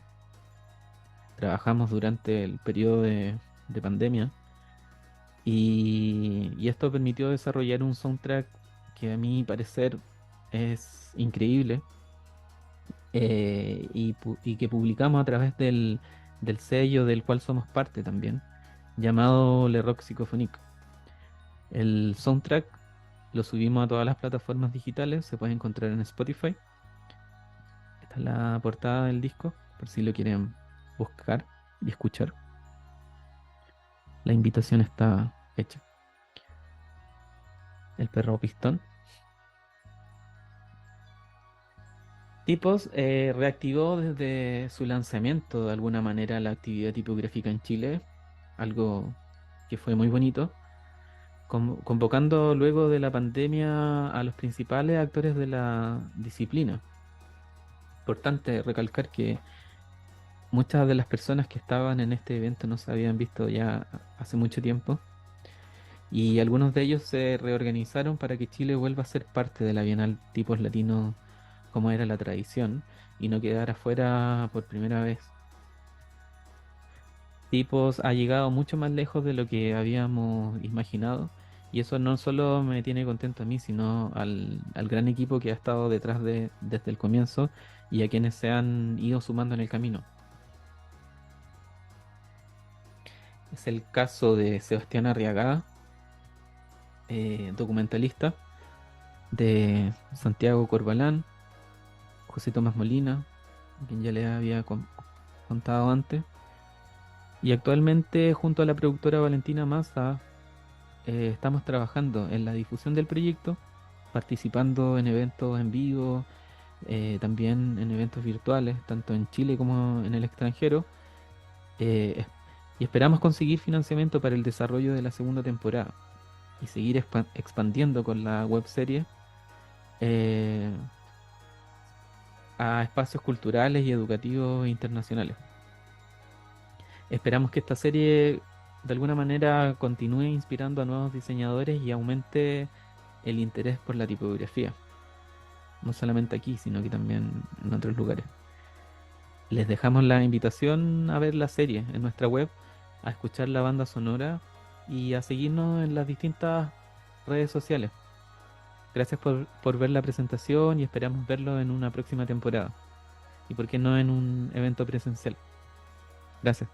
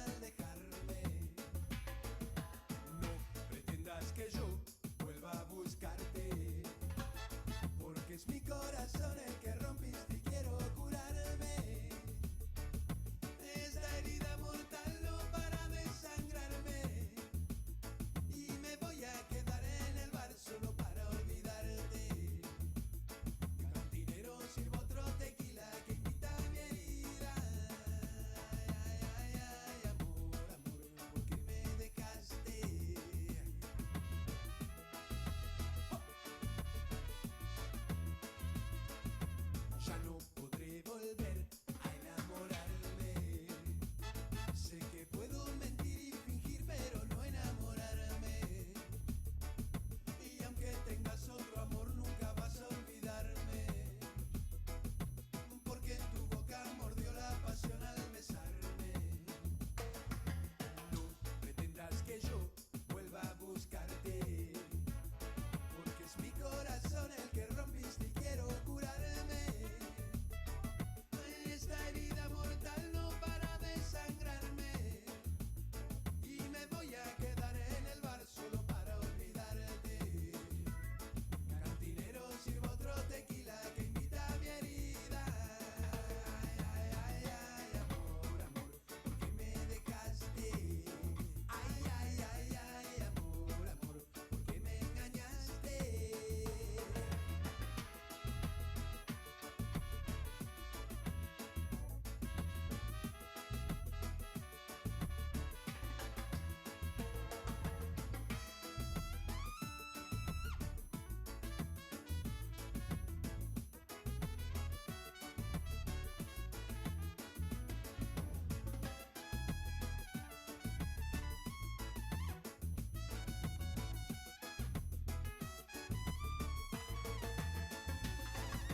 Ya no quiero volver a equivocarme, porque es mi corazón el que rompiste y quiero curarme. Esta herida mortal no para de sangrarme, y me voy a quedar en el bar solo para olvidarte. Y cantinero, sirva otro tequila que invita a mi herida. Y me voy a quedar en el bar solo para olvidarte. Ay, cantinero, sirva otro tequila que invita a mi herida. Ay, ay, ay, ay, amor, amor, ¿por qué me dejaste? Ay, ay, ay, ay, amor, amor, ¿por qué me engañaste? Ay, ay, ay, ay, amor, amor, ¿por qué me dejaste? Ay, ay, ay, ay, amor, amor, ¿por qué me engañaste?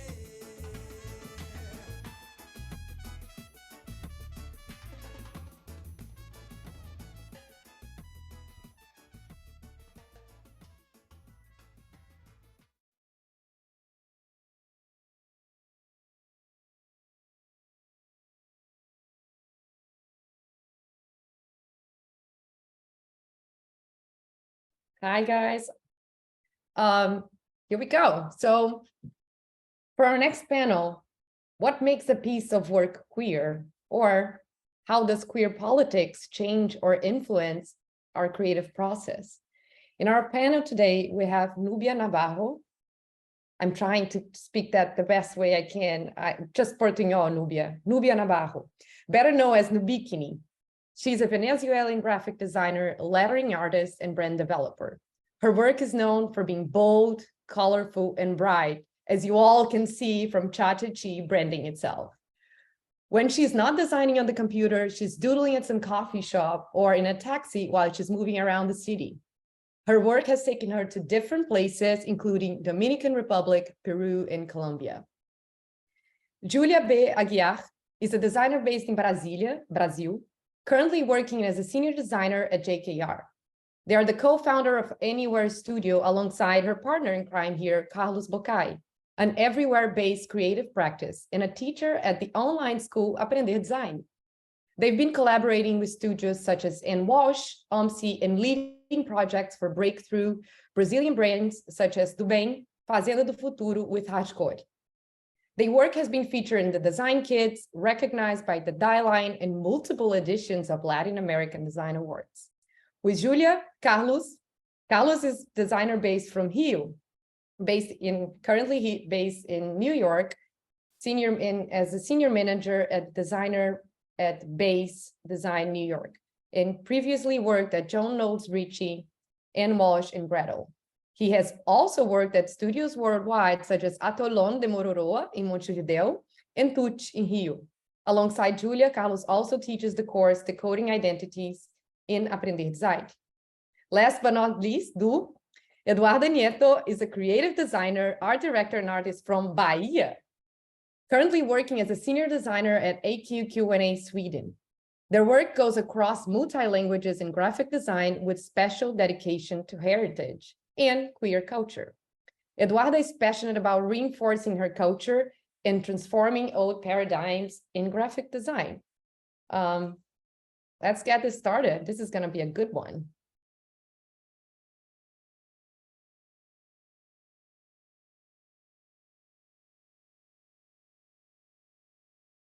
Okay, so I think I'm gonna go first on this. I'm gonna share my screen right now.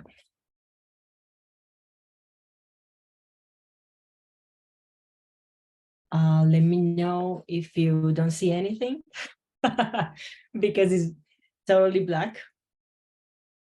Laura, please let me know. It is all black. Okay, awesome. Oh, I forgot to share here my sound because it's something important. I think it's done.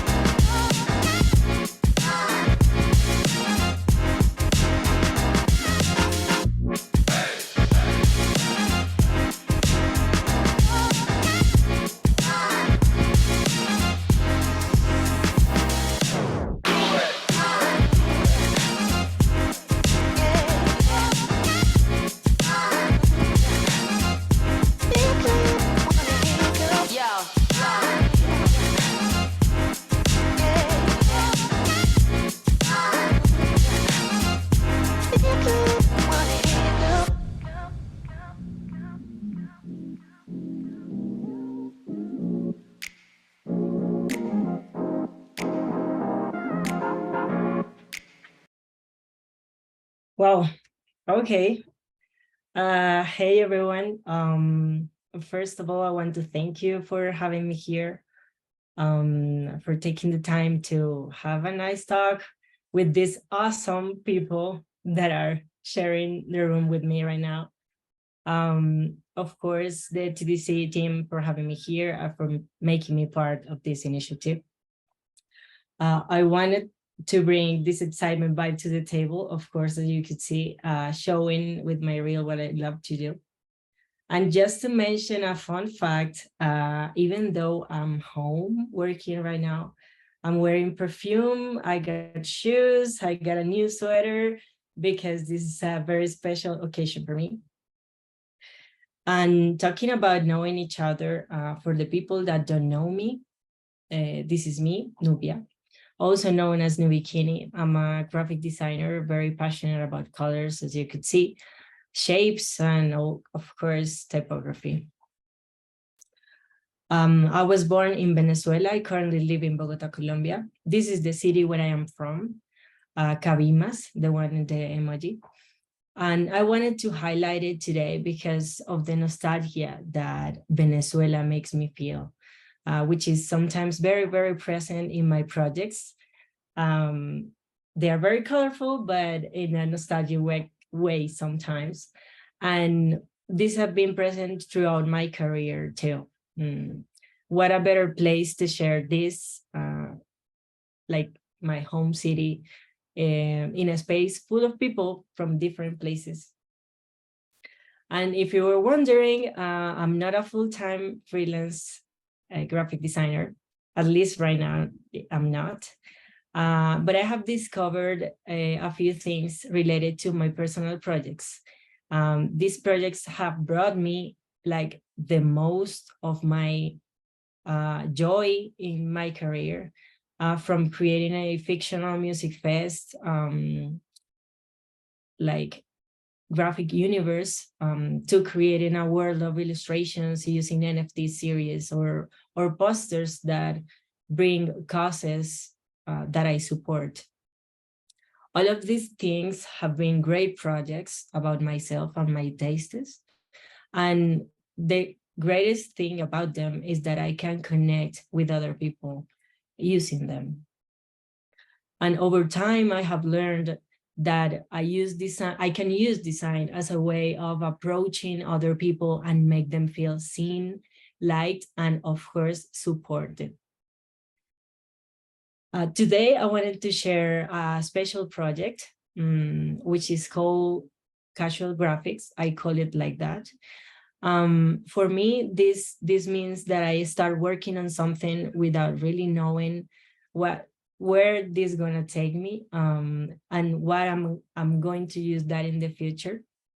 It can apply to shapes, lettering, patterns, anything that can help me like release stress about daily routines, and it can make me build digital library for design challenges in the future. This has no intention to solve any problem. At least at the first beginning, it was like that. I can practice with the name of my city, my favorite song, a food plate, anything related. It doesn't matter as soon as I make some exercise daily, some graphic exercise. With time, this project has made me talk about many things.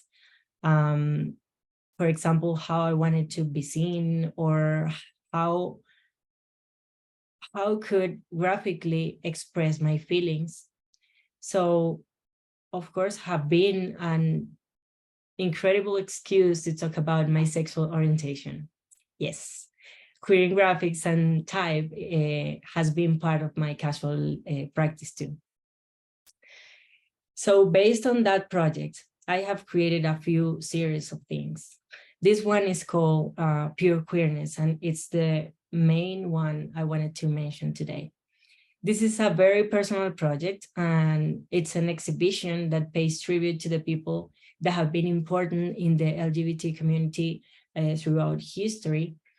And this like grows because some time ago, I read a quote that said, "Pride is important because someone tonight still believes they are better off dead than being themselves."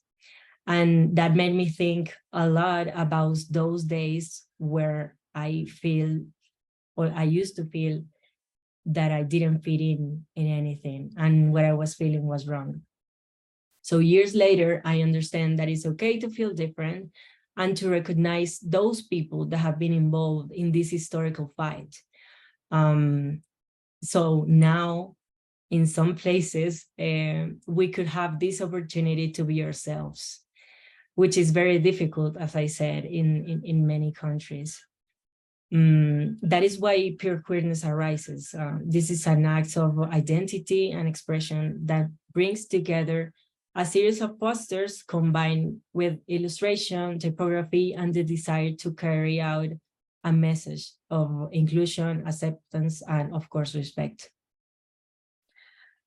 So a project that I started to develop more than a year ago, just practicing, has helped me discover this identity process and feel that I can like myself and it's not bad, and get out of the closet in some way with my friends and with myself. At the end, I created around 30 posters that started from a discarded illustration I made for Pride for a renewed client. And in fact, this project was a way of draining this frustration of not getting something approved. I asked for permission to my leader, and then I modified the illustrations, and I created my boss-free gay project. My point here is that every time you get something rejected, it depends. So I know it depends on the client, the approach, or many things in the project, but don't take that into the trash can, because it can be a good ingredient for your next project. I wanted to show you these pictures because this is my first solo exhibition in Bogota. And I show it to you because it was a dream come true, where I could show my colorful posters, half or part of my identity, and this in my neighborhood. So to leave you with a side note that I think can be helpful, every time I think of a project, especially this one, I create more than one image to find different meanings with the same context or the same concept. And I start applying the idea under different visual treatments that can include colors, layout, of course, typography. And this way of working have made me grow a lot. And I think it can be helpful on your project to explore many new paths under the same concept. So I think that's it. Thank you for your attention. If you want to see more of my work, you can scan this QR code. Here's my site. Thank you.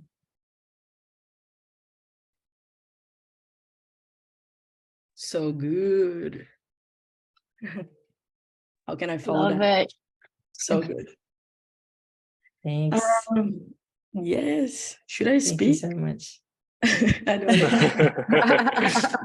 Don't know if Laura will introduce us again, but good night or good morning or good afternoon. I don't know where you are right now. I'm in Sweden, so it's 8 p.m. here. I will share my screen. So can you see my screen? Yep. Yeah. Perfect. First of all, thank you guys so much. I'm Duda Nieto. I'm from Brazil, Bahia, and I'm currently based in Sweden. And I can be more grateful to be here today with legends of design that I really respect and admire for so long.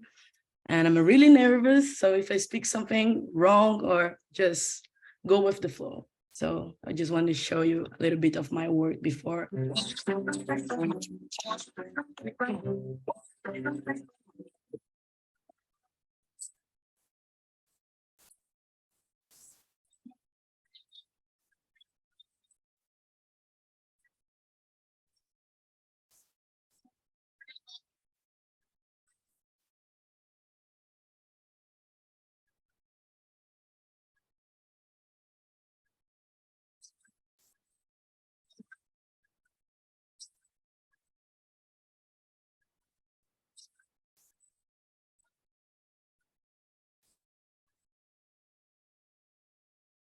So yes, this is a little bit of my work, actually only the work from 2022.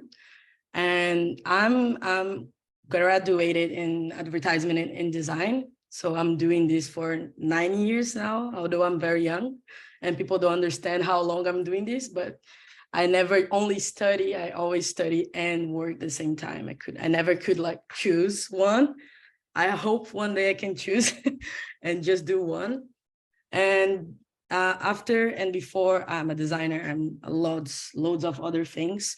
As I said, I'm from Camaçari. I'm Rita's grandchild. That's my vovó. I'm Lula's biggest fan, and I'm a non-binary dyke. So that's a lot and says a lot of the work that I do. That pretty much talks about community, and I try to bring that along the way with me in everything that I do.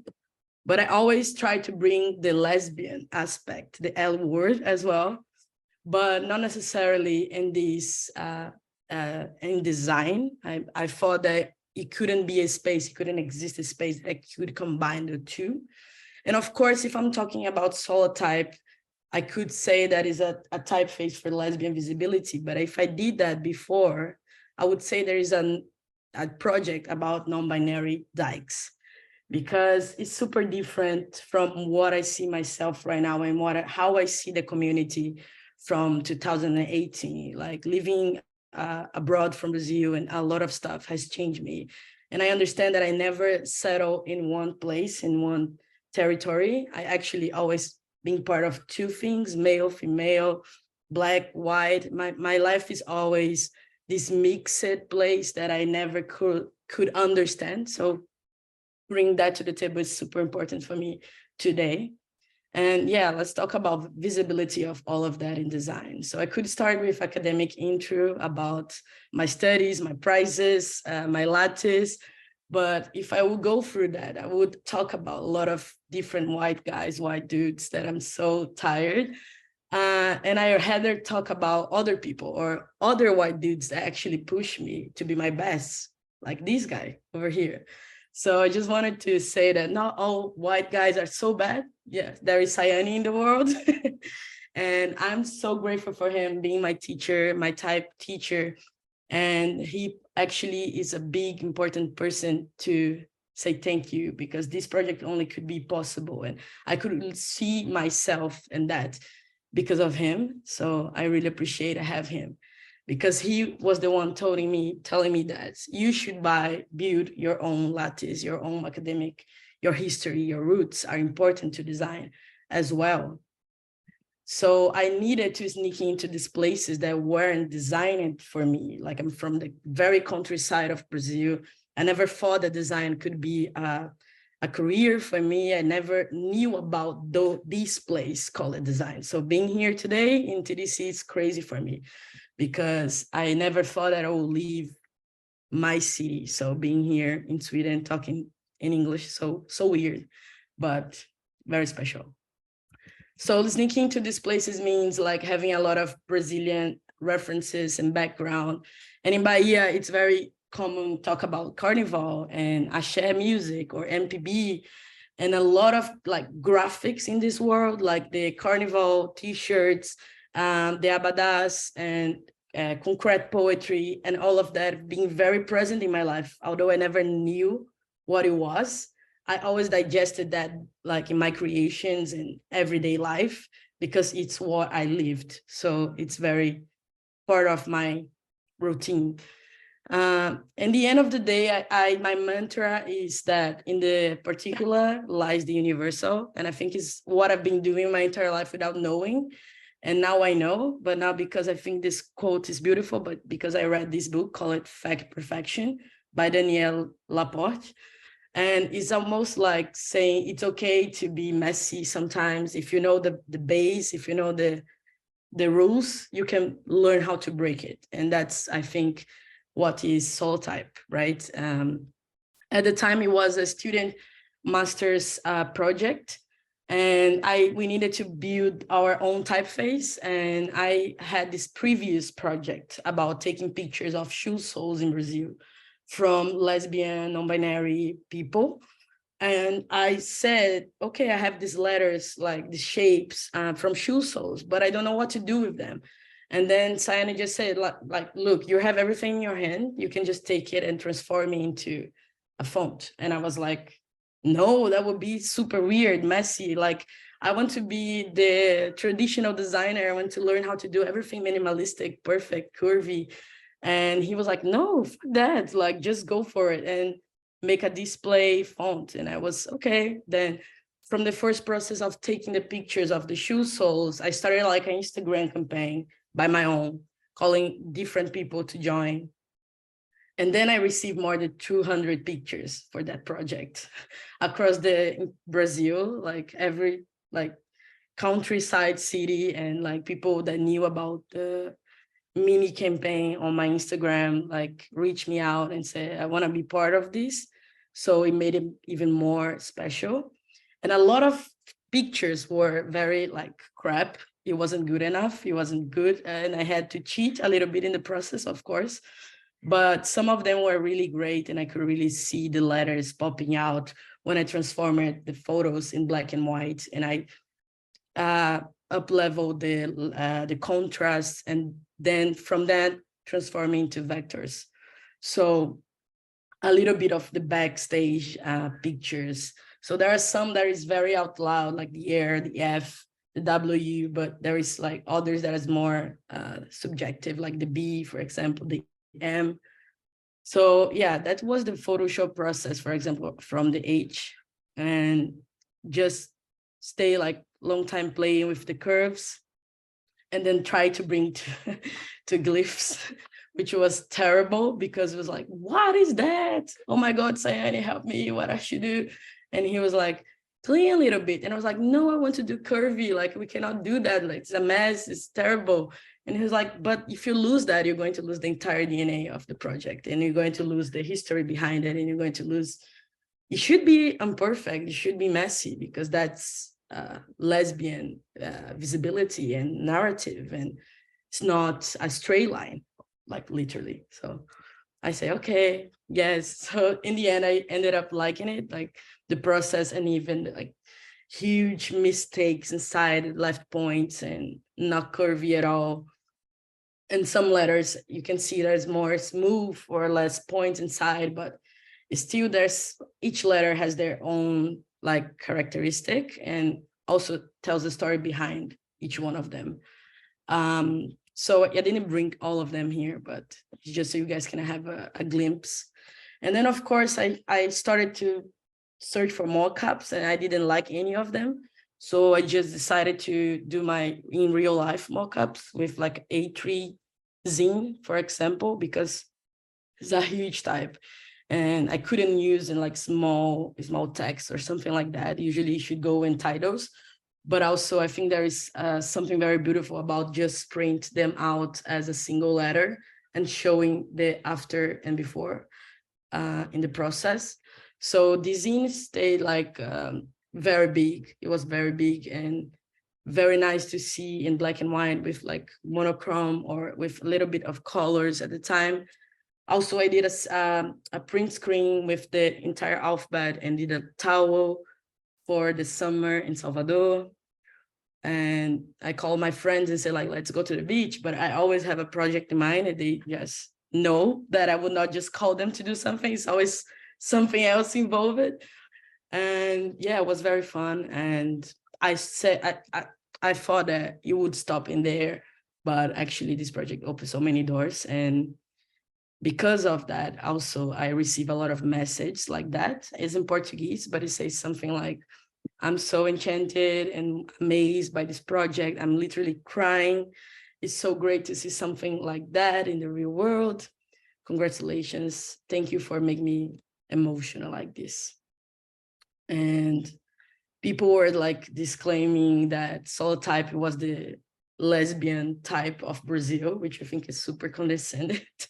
And I wouldn't go for that. I would just say, like, if somebody asked me, I said, I think it's just out of the closet, the only one out of the closet. Maybe there's so many before even me and everybody else, but I just see how great it is to be in a world that we are coming out more about our decisions and who we are, and not staying like stuck in this bubble of design is white, cis, male, and straight. So yeah, it was a great, but I think it's more than that, and people really use the font. I don't think it's the best use because sometimes they use in very small texts. But yeah, I love to see how they can like just download and play and do their own thing. Like they found in the typeface something to identify themselves and to see themselves in. And this is design, right? Because when we are doing a project, we search for meaning behind things. And for them, or for some people, there is some meaning that is worthy to use in the project. And yeah, that's it. And today, or in this year, I'm trying to develop more, a second version of it, more fluid, which talks about a lot of me or the world. And that's it. Thank you. I love this project so much. Me too. It's amazing. Thank you. How are we gonna talk after that, Julie? I know. Oh, so meaningful and deep.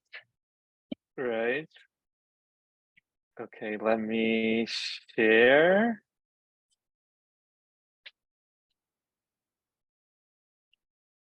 Do you guys see my screen? Wait, I think I need to fix one more thing. Yes, awesome. Oh, good. All good. Yeah. Okay. I have some issues here with the controls. One sec.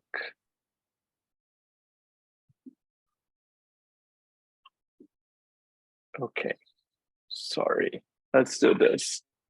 Hi, everyone. Hello. A little nervous to be here. Excited. Yeah. I'm Carlos. And I'm Julia. As Laura introduced us, we're both from Brazil. And it's an honor to be here, actually, and just share this virtual stage with this group of talented people. I'm amazed by, you know, their work. Yeah, and when we got the invite to share a little bit about our work, we realized we had to explain like what is this partnership? What is Carlos and Julia? And as Julia said, we're both from Brazil. I'm currently in New York and I work at Base. Yeah, and I'm still in Brazil. I'm in Brasilia, but I'm from Rio, and I'm a senior designer at JKR. And we met in college in Rio around like, I don't know, 8 years ago. And we've worked at a lot of different design studios.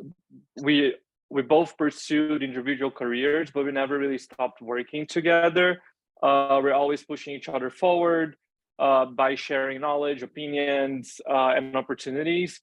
And as you guys can see, our paths crossed so many times that sometimes we joke that it almost feels like we are the same person. And at some point, we had to give it a name. We had to make it something. That's how Anywhere was born.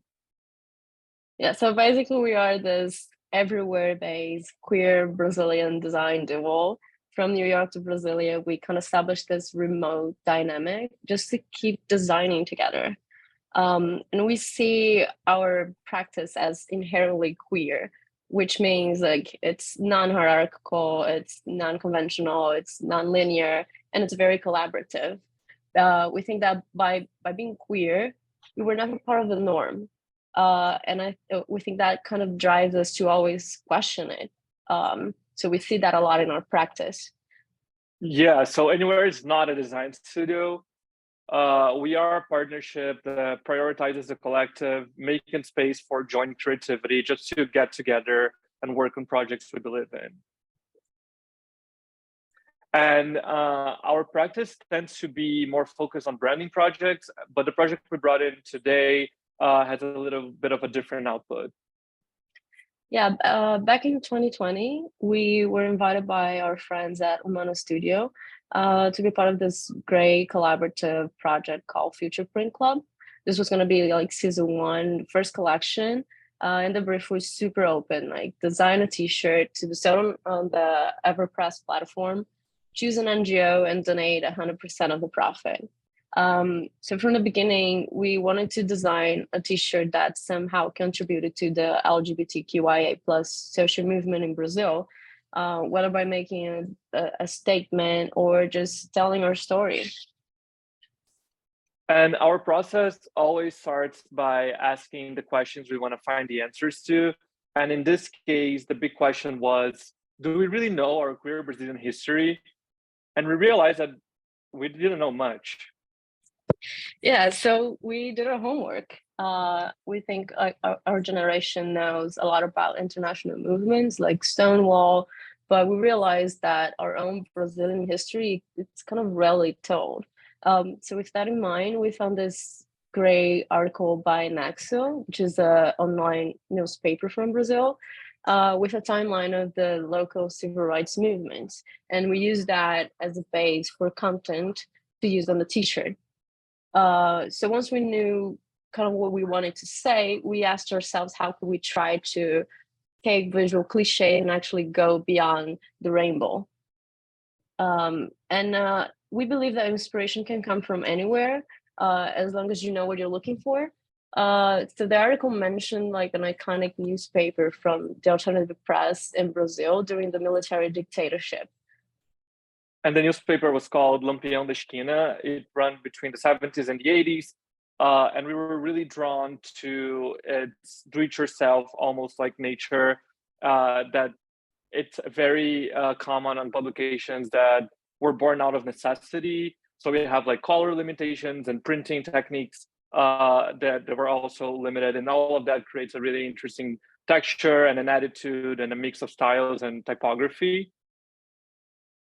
And then eventually, I mean, we looked through all the editions, like we found PDFs of all editions, and we ran into this column, which was called Biblioteca Universal Gay, which it recommended LGBT books. And this word in particular caught our eye. For a time when saying gay was so offensive. We're talking about like military dictatorship in Brazil. GUEI means gay. It's a made-up word that's pronounced the same. And if we had never added the English word to our vocabulary, that's probably how we would write gay in Brazilian Portuguese. And we also looked at other publications and graphic materials that were related to the facts on the timeline that we were using as a base. So for example, there was this lesbian publication, Chana com Chana, that was talking about, for example, a riot that happened at this bar called Ferro's Bar. And we, of course, also looked at iconic queer symbolism throughout time, like the poster silence equals death and some other materials. Yeah, so we think like a big part of the process is finding the right words to guide you through it and help you build a creative point of view. So what stood out from our research was like a nostalgia feeling with an editorial structure and a mix of elements that added to that idea of multiplicity and that urgency, really. And since the t-shirt was going to be sold internationally, we wanted to have a global appeal, but also stay true to our Brazilian heritage. So, and we also didn't want it to be only informative, like only based on the timeline we were using as an inspiration. We wanted it to almost feel like a walking statement that you can wear loud and proud and spread the message. And during the process, we came across this photo of a protester holding a sign, and it's a very simple sign, but it's a very powerful message. And that was a starting point for all the visuals. So we brought the photo in, we gave it a graphic treatment that resembles a little bit zines, like independent publications. We also worked with the iconic combination of black and pink, and we started to build around it. So we have information about the NGO Casa that we were working with. And here we have the full timeline, almost feeling like we wanted to bring that vibe of a newspaper article. So it connects to all the other elements we were trying to get together. And here we have a full timeline that goes until 2019. The t-shirt was produced in 2020. And we have a few typographic details, like using the headline typeface for the ears to make it feel a little bit more like a timeline, and the ears stand out.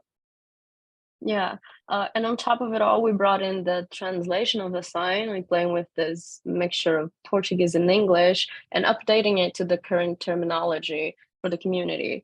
And that arched kind of subhead summarizes what the content is about, like that chronology, and it kind of ties it all together. So typographically, we wanted the headline, that mix of type styles to create like this sense of future nostalgia. So when from afar, it's kind of like this bold statement, but as you get closer, it's an informative piece. And we're currently mixing the Portuguese and the English. Yeah. And then for the front, we incorporated the word gay, almost as the vintage logo to reference that kind of story. And this is how it looks. We're actually wearing it right now. I don't know if you guys can see it. But yeah, this is the front. This is the back. And we wanted also to, since it was a campaign, the t-shirt was being sold, we wanted to create some imagery that could, I think, like really take the project to another level and show it in the best light. Yeah. And after a very successful limited run on EverPress, the t-shirt came back as a bestseller in long sleeve. So we had 2 limited selling moments. And we are very proud of this project. We had really nice results. 132 t-shirts were sold, which is around 625 pounds in profit. That was translated in about 4,000 reais that were donated to Casa an amazing NGO that hosts and support LGBTQIA+ youth in São Paulo. And we really appreciate everyone that supported the project and wore it loud and proud. We're very happy about what we could do with our work in this case. Yeah, it's very like a passion project. But then, besides design projects, where else could we take this partnership?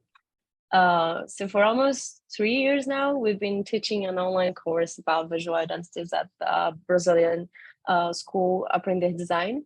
We had like 9 completed classes with more than 125 students so far, and it's been such an amazing and rewarding experience. Like this year, we'll be launching the first international version of the course, and we're very, very excited about it.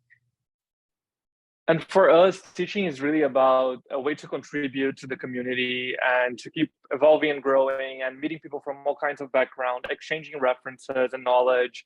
And we wanted to create a space like to talk about design while using our privilege and the privilege we had with our career to contribute somehow to the educational landscape in Brazil. These are some of the amazing students and guests, collaborators we had during our course, and some of the projects done by our students in all these classes. And we're very proud of them. Yeah. We're really proud of their work and the community that we've been building with the people that we meet at the course. And then on top of that, for around 2 years, we've been leading Bonde, an initiative by Léo Porto and Felipe Rocha that celebrates Brazilian visual culture in general in all its manifestations. Through curation of projects and also events and other initiatives. So ultimately, for us, Anywhere is not only about working together, but using design as a way to talk about the things that really matters to us. So thank you for listening. Thank you. And yeah, we hope you had a nice time with us, and we really appreciate everyone that could join. Thank you so much to Type Directors Club for inviting us, having us here. As we said in the beginning, it's really an honor to be around all these amazing people that already talked, and everyone is going to talk today and tomorrow.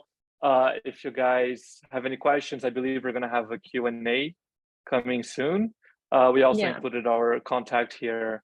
If you want to reach out, have a conversation, we're here. Thank you very much. We'd be happy to keep the conversation going. Thank you. Muito obrigado. Obrigado. Muito obrigada, pessoal. Thank you so much. This was amazing. I have to tell you, like with this whole digital age, I can't stop receiving Instagram messages, WhatsApp messages, just saying beautiful things about your work. And it's coming from everywhere. I'm trying to focus here. But anyway, we have a couple of minutes for questions. I do have a couple, but there is a question that just came in, and I'm going to start with that then. Yeah. So, and feel free to chime in, help each other with the answer, whatever you feel more comfortable with. How does your personal work/life influence in the output of your work in the agencies that you're part of? That's a great one. That's a great one. That really is. Oh yeah, it's a big one. I think honestly, like when we were putting together this presentation, we questioned that a lot, like how to talk about queerness and like a work environment, like how to tackle that in the work. Like, is it bringing like work that talk directly about queerness, is how it impacts our way of working.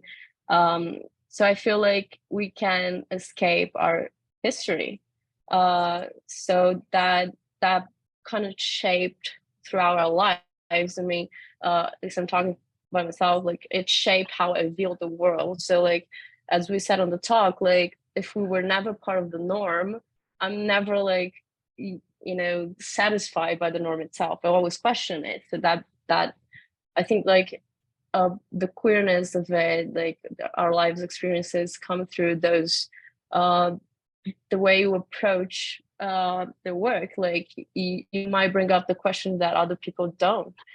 You might see it like through other lenses. So you might be more vocal about things because you're always fighting for that visibility. There's a lot of things that come into mind, like when going through the workspace, and at least at JKR, I mean, it's a really nice place to work at, and they're very conscious about that, integration and community. So it's a place that I feel very comfortable about talking about that type of stuff. But I'm like eager to hear what Carlos and Dunita and the Bikini also have to say about it. Laura too. I think there's something also about like your point of view is pretty much like your biggest asset. What you can bring to the table is like your differentiation point, the way you see the world, and that's shaped by your experiences. And it's very hard to detach that. So as Julia said, I feel like it kind of like being queer, like being out of the norm, like already kind of like being out of your comfort zone from the comfort zone that is expected from start. I feel like it drives you to question more, instigate to I feel like it creates some kind of like sense of urgency, and I think you bring that into work, almost like it's almost inevitable. Yeah, I would like to put 2 cents on that too, because I totally agree with Julia and Carlos are saying. But I think the main challenge to bring my personal experience to the work is like, how do I transform that into action? Because we can see often like diversity communities, the company X, Y, saying that they became very diverse, or like these things really like directly affect me. So it's a thing that I constantly am pushing myself to be able to open doors for other people, like not only like recommending someone, I think that's the basic stuff, but also how can we incorporate, for example, like different backgrounds into voiceovers, into campaigns? How can we bring a diverse, not only cast, but like diverse production company? So it's thinking about like the whole system behind the screen, because I think we nailed it, in bring it to like the screen itself. I just think we still have a long way to go to work in the background and like be able to acknowledge our privilege and the fact that we need to improve. Because if I'm here today, I have a privilege, so if I am in this position right now, why not to bring other people like me inside, or who needs more than me? There's less possibility than me. So I think be loud, because sometimes we just posted so much about those things, but in the work environment, I don't see much allies. I don't see a lot of allies. And I think sometimes people get scary to bring like their voices, and like, I cannot say anything because it's not my place of speech. But sometimes a queer person or something, a minority, are not able to talk because they are afraid. So if you are in a position of privilege, just take action and question what is behind the process, not only in the final cast you're bringing. Yeah, and to add a little bit about what Eduarda and Julia and Carlos said, for me, or personally speaking, my process, of course, started from the inspiration from a collective, and this, before being collective, was personal. So it's like I give you my voice to speak, and then with your voice you speak from others. So it's a non-ending circle where it starts to be personal, then collective, then personal, and so on. So where I'm working right now, or the place I'm working at right now, also has a lot to do with this kind of collective sense, because at the first beginning I thought that being quiet was okay. Sometimes I think that, and then when I'm loud, I realize that people start to be loud around me too.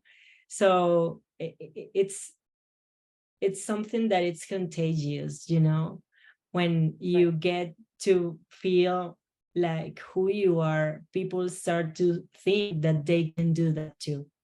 So it's very inspiring to do that from me and for others too. Nice. I think the next question kind of build a bit on what we're talking. I mean, we're talking being inside the company, but now the other question is the other way to see things, what's coming from outside. So if at work you were asked to work for a project that goes against certain convictions of yours, and we are here in a team, this panel here has people with very strong, principles, convictions, as we all saw with your presentation. So what is your process for deciding whether or to do it or not, or what is the ethical boundaries? Does it exist for you in your work? And how do you deal with that? I think that's a really good question as well. I'm gonna answer it again. That is something that Dunieta said, that I 100% agree. That's kind of about finding your allies. And I think that goes to the work environment as well, like finding people that you can trust, that you can be open with communication, that if that people is higher up, that it's gonna, speak for you as well, like take your side. And so you have that open conversation to be able to, for example, if something goes against your convictions or you don't agree with whatever it's being said, or that you have the chance to be vocal about it, without like jeopardizing your career or your place in the workspace. So I think it's not about being, because sometimes when we say vocal in terms of like minorities, people usually take it to a negative side, that it's really tied to aggression or like which some people may see it like that depending on how you talk about it. So finding your allies, it's just really important to have that safe space in a way, and people that will like back you up and like not let anyone run above you. So I think that's my main takeaway. Like, it's not about like whether deciding to do it or not. It's a little bit deeper than that. Because it's still work, and it can be tricky depending on where you work. But yeah, finding people you can trust, it's my main like takeaway for that. I would just say no. Yeah, there you go. Sorry. That sounds like the easiest way to go. Okay. Yeah, no, it's not. No, it's Yeah. not. It's not easy. It's an everyday task to learn how to say no. Like especially when you're a junior, when you're starting, like a lot of times we can't say no. But I just learned that better if I say like right away, then I keep working on this, then there will be a huge backlash, and that will be in my, so I just go and say, I don't think so, maybe not, that's not great. And also like what I take from like these years of experience is just like, if I see or say something and see someone say something that is like not aligned to my values, like that's not the place for me as well. Because we often think that when we have an opportunity, especially when we are minorities, like that's the only opportunity that I will probably have as good as that in my life. So I don't want to fuck it up like all the way. So, but every time that I say no, something else better was waiting for me, because I was reaching always something better. So like, yeah, don't be miserable. It's already tough to be a designer. So yeah, I mean, like, and most of the time, and most of the time when you say I don't know, it's no, because yeah, that's true. right away when you have to say yes. So you have to think about it, but if you say I don't know, it's probably no. You're just trying to find the words. I totally agree with what everyone said, and I think there's something about also what Du said something about backlash. It's like maybe you are the person that is gonna like ask the question, or like bring up the point of like, hey, do you guys think about this concept? Like, are you not seeing from this point of view? I feel like there is also this opportunity of like trying to show to everyone else that like it's not something that should be done. You know, there's also that possibility. So just say it, right? Just say it. Unfortunately, gonna have to wrap this up because we have our next guest. But I do see there's one more question in the Q&A. If you guys can just answer Gladys, she has they have a great question here. So if you guys stick around, you want to answer her, please do. And thank you again so much. This was amazing. Thank you so much. It's amazing. Thank you for having us here. Thank you for having us.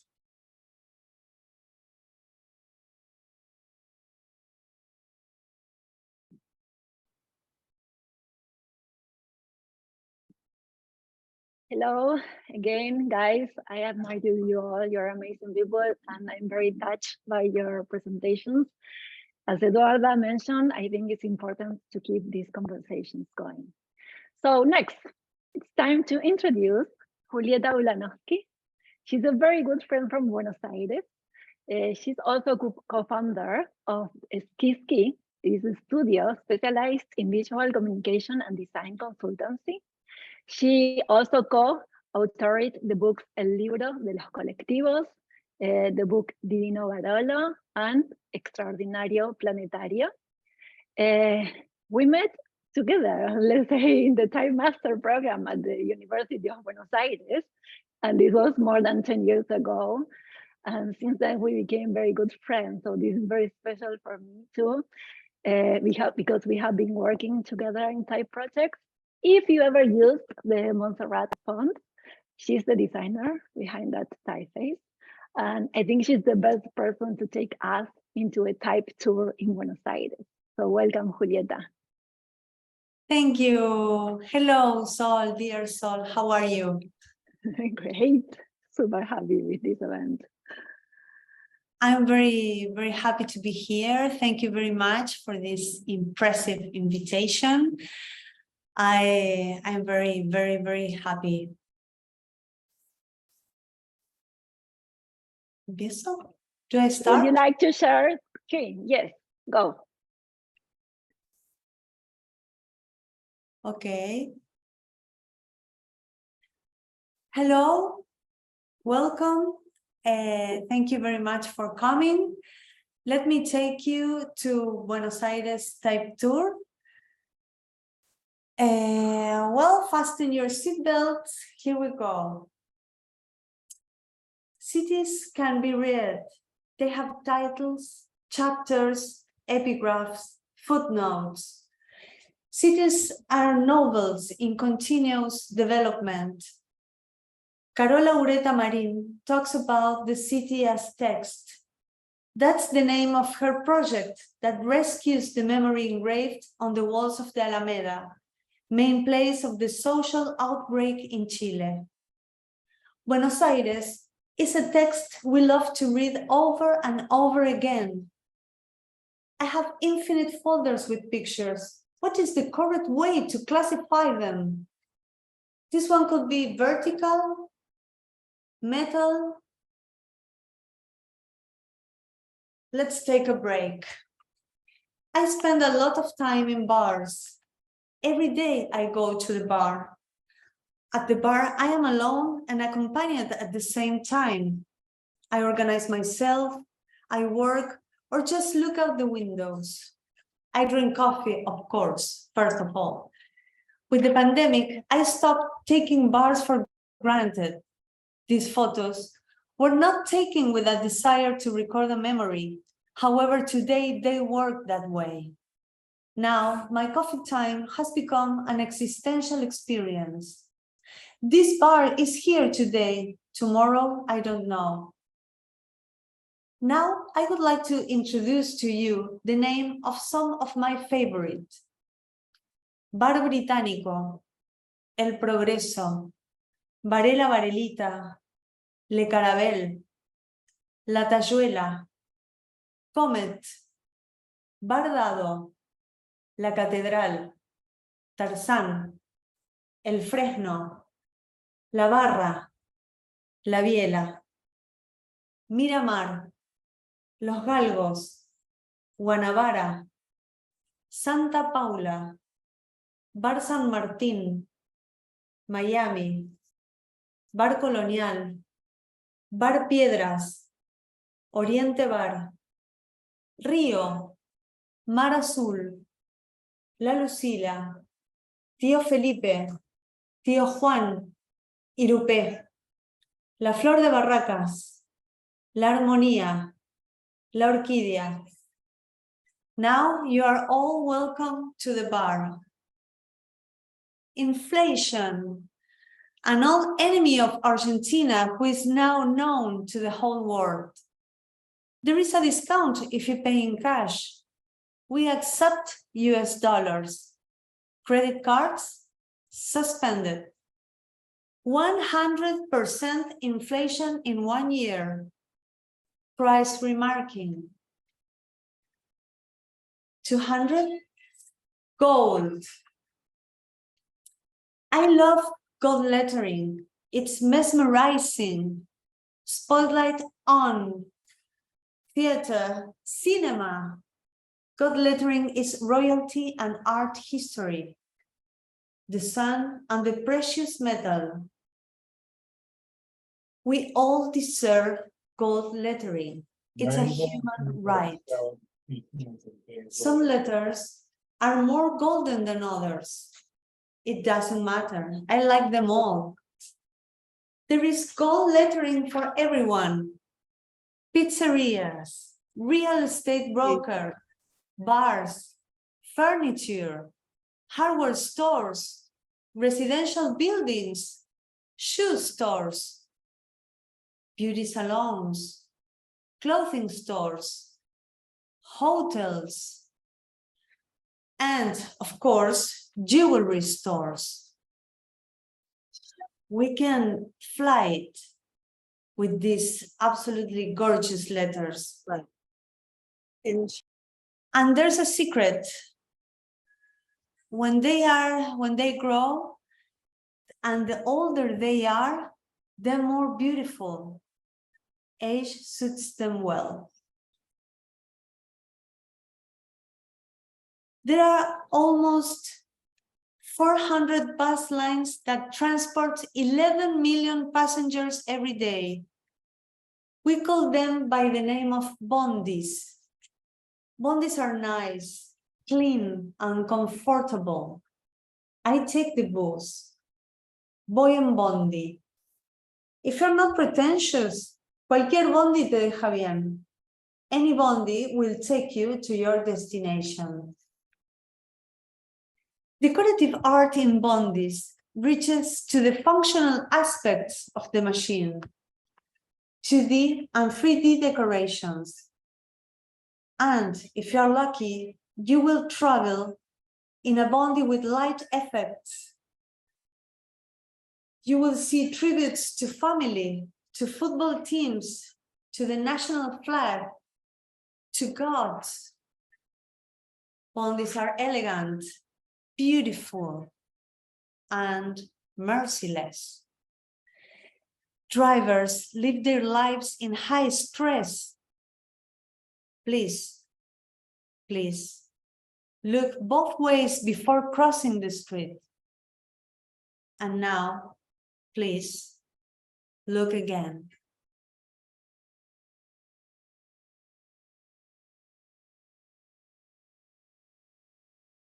Signs narrate present worlds and worlds that no longer exist. The look rescues something that was made with love, was once cared for, even though is it now forgotten? Sorry. And that gaze is a form of resistance.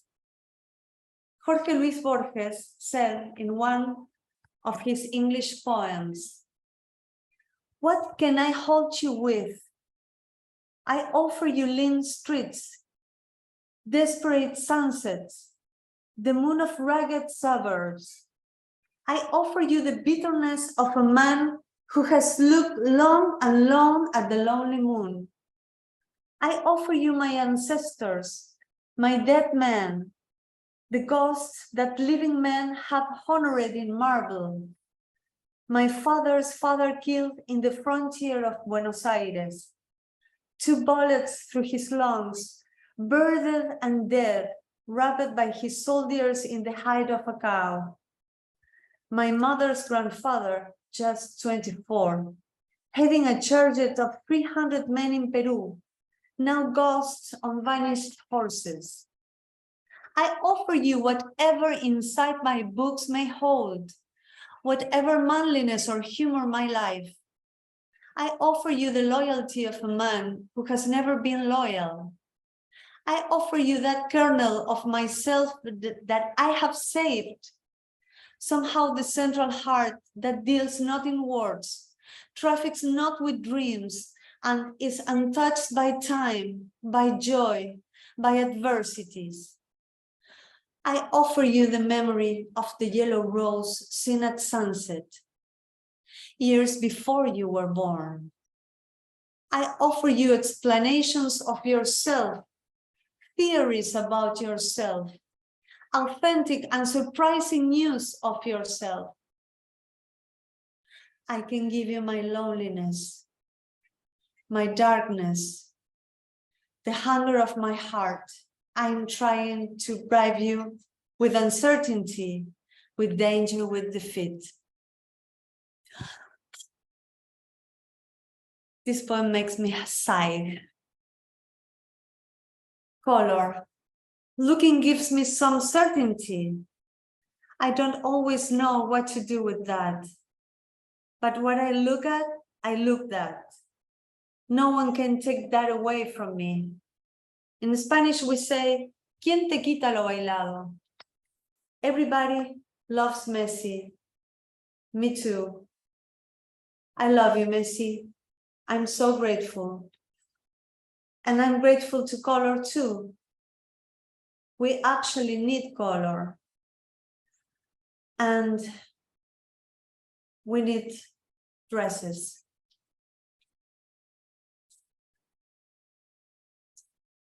I don't know what to say about all this. These kind of images surpass me as a witness and as a designer. I read tenderness in every line. I feel at home with these images. I understand this language. It doesn't matter what is written here. I read love, always. I read the time spent on each line. I read beauty. I read silence and concentration. I don't like beer, but I will have one of those that are colder than my ex's heart, like this. I love you, Messi, again. Thank you again. Raúl, I love you too. I want pancakes. I want flan. I want this care. I want chori. I want milanesa in that order. I really need this kind of drawing. I need these letters, this kind of letters. Please watch and draw your own conclusions. I need that handyman. And I want to go for a ride in this spaceship. One day, I began to photograph the signs of women toilets. Why? I don't know. I don't know if I look at them or if they start to look at me first. They speak of a time and a context, of a style, of a way of viewing women in the city. Plenty of women. Ladies, ellas, damas. What is graphics? I used to be a graphic designer. Now I am closer to a design consultant. It feels like the same work, but it's different. I like to think graphically. I like to think about graphic design and how graphic design shows up in the city. What to do with all this information? Hello, Instagram. It's a really good space to share these kind of things. We can share something of ours or something from others. Lurid said, take a walk on the wild side. This here and now, it's like being on Instagram. What do you think? By the way, you can find me there at Julieta Ula. We can share these kind of things.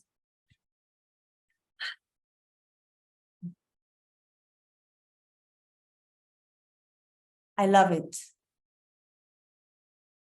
I like. Do you?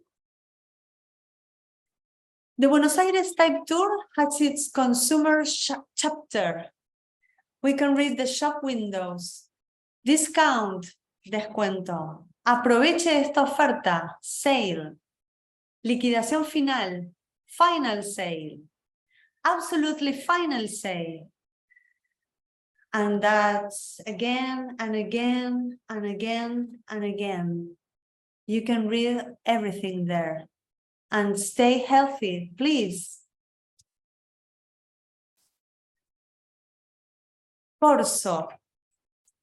Although it means carnival parade, it is also the name of a traditional chocolatier store. It's in business since 1937. Almost all Buenos Aires families have a sewing kit with a Corso tin box. I love gifting a chocolate box from Corso, and these are for you all. Thank you very much for joining me. Thank you, Chachichi. I hope you enjoy this trip, this type tour of my city, Buenos Aires. Kisses and hugs.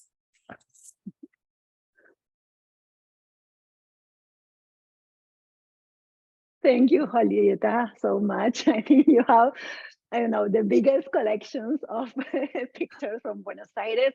If anyone visits Buenos Aires, contact Julieta and ask her to take a tour because I think she knows all the best spots in the city. I know where is that A, but if you're looking for that F, we can go there, or that G, we can go to a type tour. Absolutely. Renata is asking, just a curiosity, if you have a method to organize your photos. How do you find one specifically? I want to know that too. I have a knack for classifying everything, but I don't have a method, and I suffer so much for that because I have infinite folders, infinite situation of pictures. The only thing good is that everything are letters, so that the problem is not that grave, it's not that terrific, because where you go, you will see letters, so that it's my only salvation. But I don't have a method. I am always looking. That's my method. I am always alert, and if I see something that I like, I took a picture. It's my only method. But how do you find them then in your computer? Person. How do you find those then in your computer? It's very difficult. It's a sad story. I prefer not to share with everybody. I don't want that everybody starts to cry and feel very sad and feels pity and shame and everything, because it's very, very, it's awful. I don't understand how can I be here with that style that I have to work, but I'm here. I don't know. Juli, if you have to tell us, I know, any recommendations, any hot spot in Buenos Aires that you really, really enjoy, that people while visiting Buenos Aires should go, I think one that would be? yes, I think the first pictures that we saw was in your old neighborhood, Sol, in Caballito. Little Horse is the name of that neighborhood. And there's a beautiful, beautiful, beautiful market called Progress, Market of the Progress, Mercado del Progreso, that has I a love that. impressive sign made of plaster and with huge letters, very, very, very big, and it's a beautiful place. And in Caballito, in all that neighborhood, you will see a lot of beautiful houses and a lot of signs. But if you have to go to one spot, I said go to El Mercado del Progreso, that you will be very happy. You can buy a lot of vegetables and meats, and it's a deli market. So you will enjoy if you're a foodie person, you will enjoy so much in every aspect, the visual, the taste, everything you will enjoy. Yes, I love that neighborhood, Caballito. I was, born there. My father was born there. My grandfather was born there. So we are all from Caballito. But what about, you, before the pandemic, you had your studio at the Barolo building. Yeah. Also a very highlight in the city. Will you tell us something about that? Also, because you have a book about that. I love Palacio Barolo Palace. It's an amazing, amazing, amazing building. This year, that building will have the 100 years. It's the main birthday. All the year will be a party year for the building.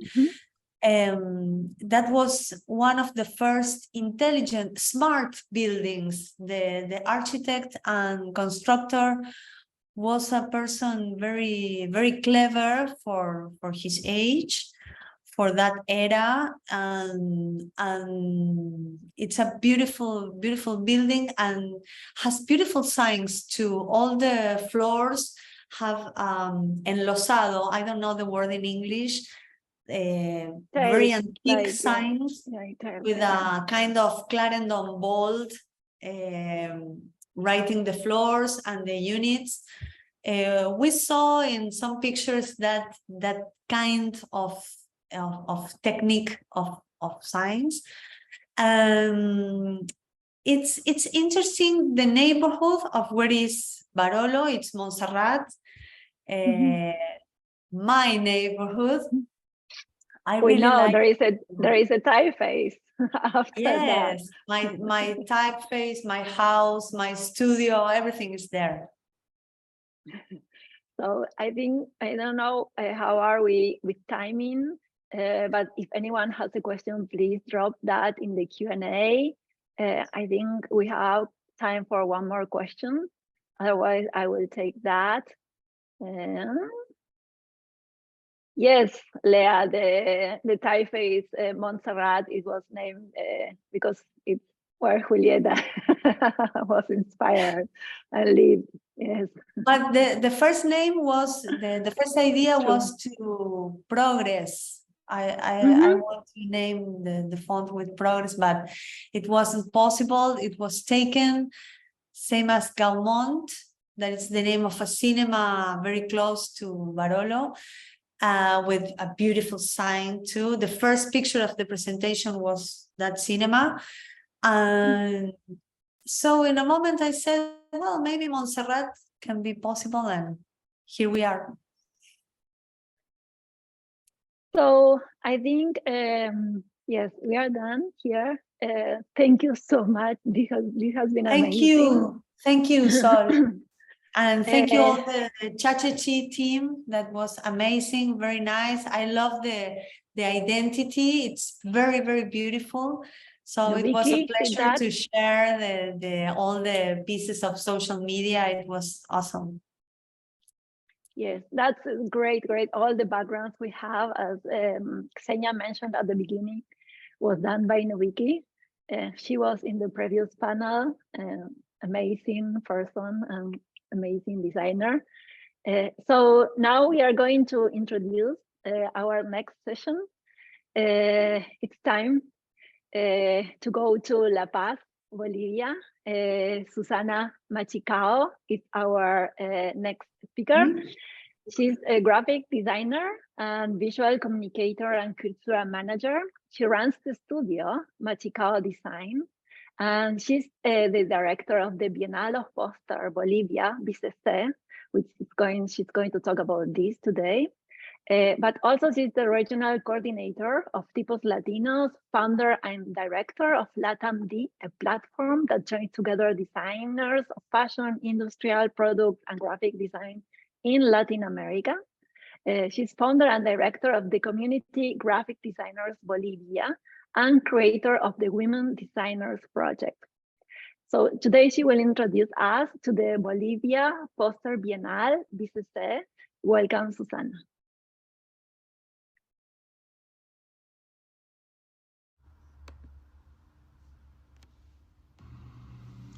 ¿Cómo están? Soy Susana Machicao, directora de la Bienal del Cartel Bolivia BCB. Es un tremendo placer y honor compartir con todos ustedes ahora en este importante evento del Type Directors Club. Para mí es realmente un gusto poder compartir todas las historias y lo que es la Bienal y lo que hemos ido trabajando a través de los años y la incidencia que ha tenido también en su trabajo colaborativo y con el diseño tipográfico.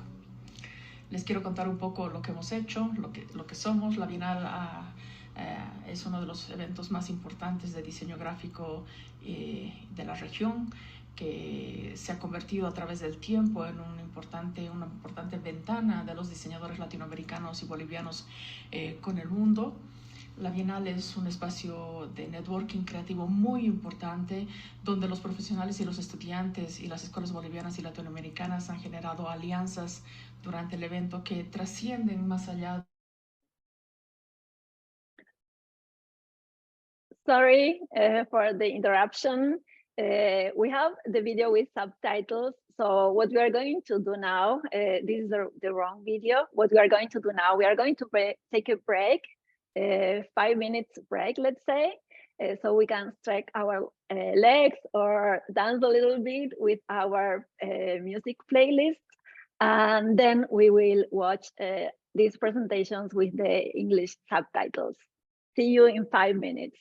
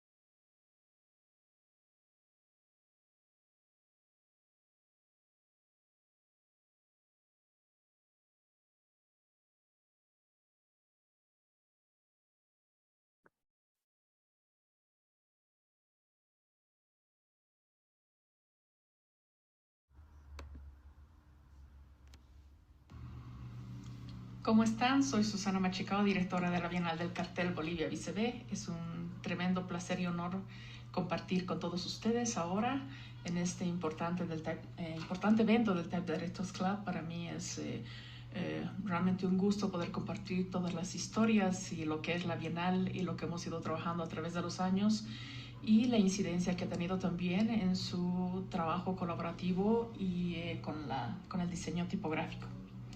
Les quiero contar un poco lo que hemos hecho, lo que somos. La Bienal es uno de los eventos más importantes de diseño gráfico de la región, que se ha convertido a través del tiempo en una importante ventana de los diseñadores latinoamericanos y bolivianos con el mundo. La Bienal es un espacio de networking creativo muy importante, donde los profesionales y los estudiantes y las escuelas bolivianas y latinoamericanas han generado alianzas durante el evento que trascienden más allá de la propia semana que realizamos. La Bienal entiende que el conocimiento compartido es valioso para generar la proyección y la educación continua de las nuevas generaciones que están en formación. Integramos a través de las prácticas responsables de diseño a todos los profesionales que nos acompañan y nos abrimos a las ciudades, a sus habitantes, a entender que la profesión, que somos servidores sociales del desarrollo de nuestras sociedades también, y generamos una invasión de gráfica muy importante dentro de la semana del evento, lo cual es algo que realmente siempre ha sido muy abrumador y muy lindo. A través del tiempo, la Bienal se ha ido convirtiendo en una marca de diseño que no solo ha proyectado al país. Ustedes estamos aquí comentándoles lo que nosotros hacemos porque lógicamente en algún momento han tenido que escuchar de lo que estamos haciendo aquí en el país, y sino es un espacio principalmente de encuentro, de reflexión, de aprendizaje, de innovación, de identidad local también, y sobre todo somos un espacio de intercambio cultural que nos abrimos también con las exhibiciones a diferentes públicos que no solo son inherentes al diseño, y formamos parte del desarrollo y de la economía naranja como evento cultural. La Bienal, dentro de esta visión, proyecta siempre en el futuro gracias al intercambio. Decimos, si entramos bien dentro de las agendas como eventos culturales, para nosotros es muy importante el intercambio de conocimientos, conocernos a nosotros mismos, salir de esta burbuja que a veces nos hacemos, sobre todo los jóvenes, dentro de la parte de educación, y confrontar sus conocimientos, las debilidades y las fortalezas con otros, abrirnos a espacios más inclusivos y comprender y priorizar lo que las sociedades necesitan y lo que no necesitan, ¿no? Eso es muy, muy importante para nosotros. La Bienal siempre contribuye al desarrollo del diseño dentro de esto, y ha generado y ha identificado diferentes escenarios de interacción también con las entidades y con las organizaciones, y como país latinoamericano, viendo siempre nuestro entorno dentro de un evento que tenga una característica que sea especial y singular a los eventos de diseño normalmente que se dan. Entonces hemos logrado proyectar, como les decimos, y la gestión que realizamos contribuye al desarrollo del diseño en su esencia, ¿no? Una lectura de escenarios para identificar las tendencias más significativas y trazar el camino a seguir, analizar las fortalezas y dirigir los esfuerzos en la mejora de nuestras deficiencias, ¿no? Coordinar acciones conjuntas también con la empresa privada, las instituciones de gobiernos municipales de las ciudades, para generar actividades culturales o el apoyo a otras actividades culturales a través de lo que nosotros mejor sabemos hacer, que es el diseño. Hemos generado también espacios de trabajo conjuntos con las universidades, con las facultades, con las escuelas, en la comprensión del verdadero valor del diseñador, ¿no? Hemos tratado de alguna forma también de llenar los espacios educativos de formación a través de bootcamps, le llamamos nosotros creativos, donde tratamos de generar contenidos actualizados, pero también de alguna forma estar también mirando un poco para atrás y volviendo al principio, al básico, ¿no? A confrontarnos frente a un papel blanco con un lápiz y nuestro cerebro como la fuente principal generadora de ideas, y poder volver a repensar el diseño desde ese lado, ¿no? Prevalecemos siempre el contacto. Si se fijan en estas fotografías que tenemos, la parte humana es muy, muy importante, donde los jóvenes y los profesionales se involucran con sus maestros en un mismo nivel. Nos gusta decir un poco, pero la verdad es que es algo que se ha dado de alguna forma orgánica, donde los grandes maestros que son referentes del diseño vienen acá y como que dejan un poco el ego, el prestigio en migraciones, y comparten en un nivel de apertura que realmente ha sido una de las características más lindas que ha tenido la Bienal a través del tiempo. Tratamos de insertar el tema de diseño en las instancias públicas para reforzar las necesidades del diseño y los emprendimientos en la empresa privada, que es algo que siempre es un reto.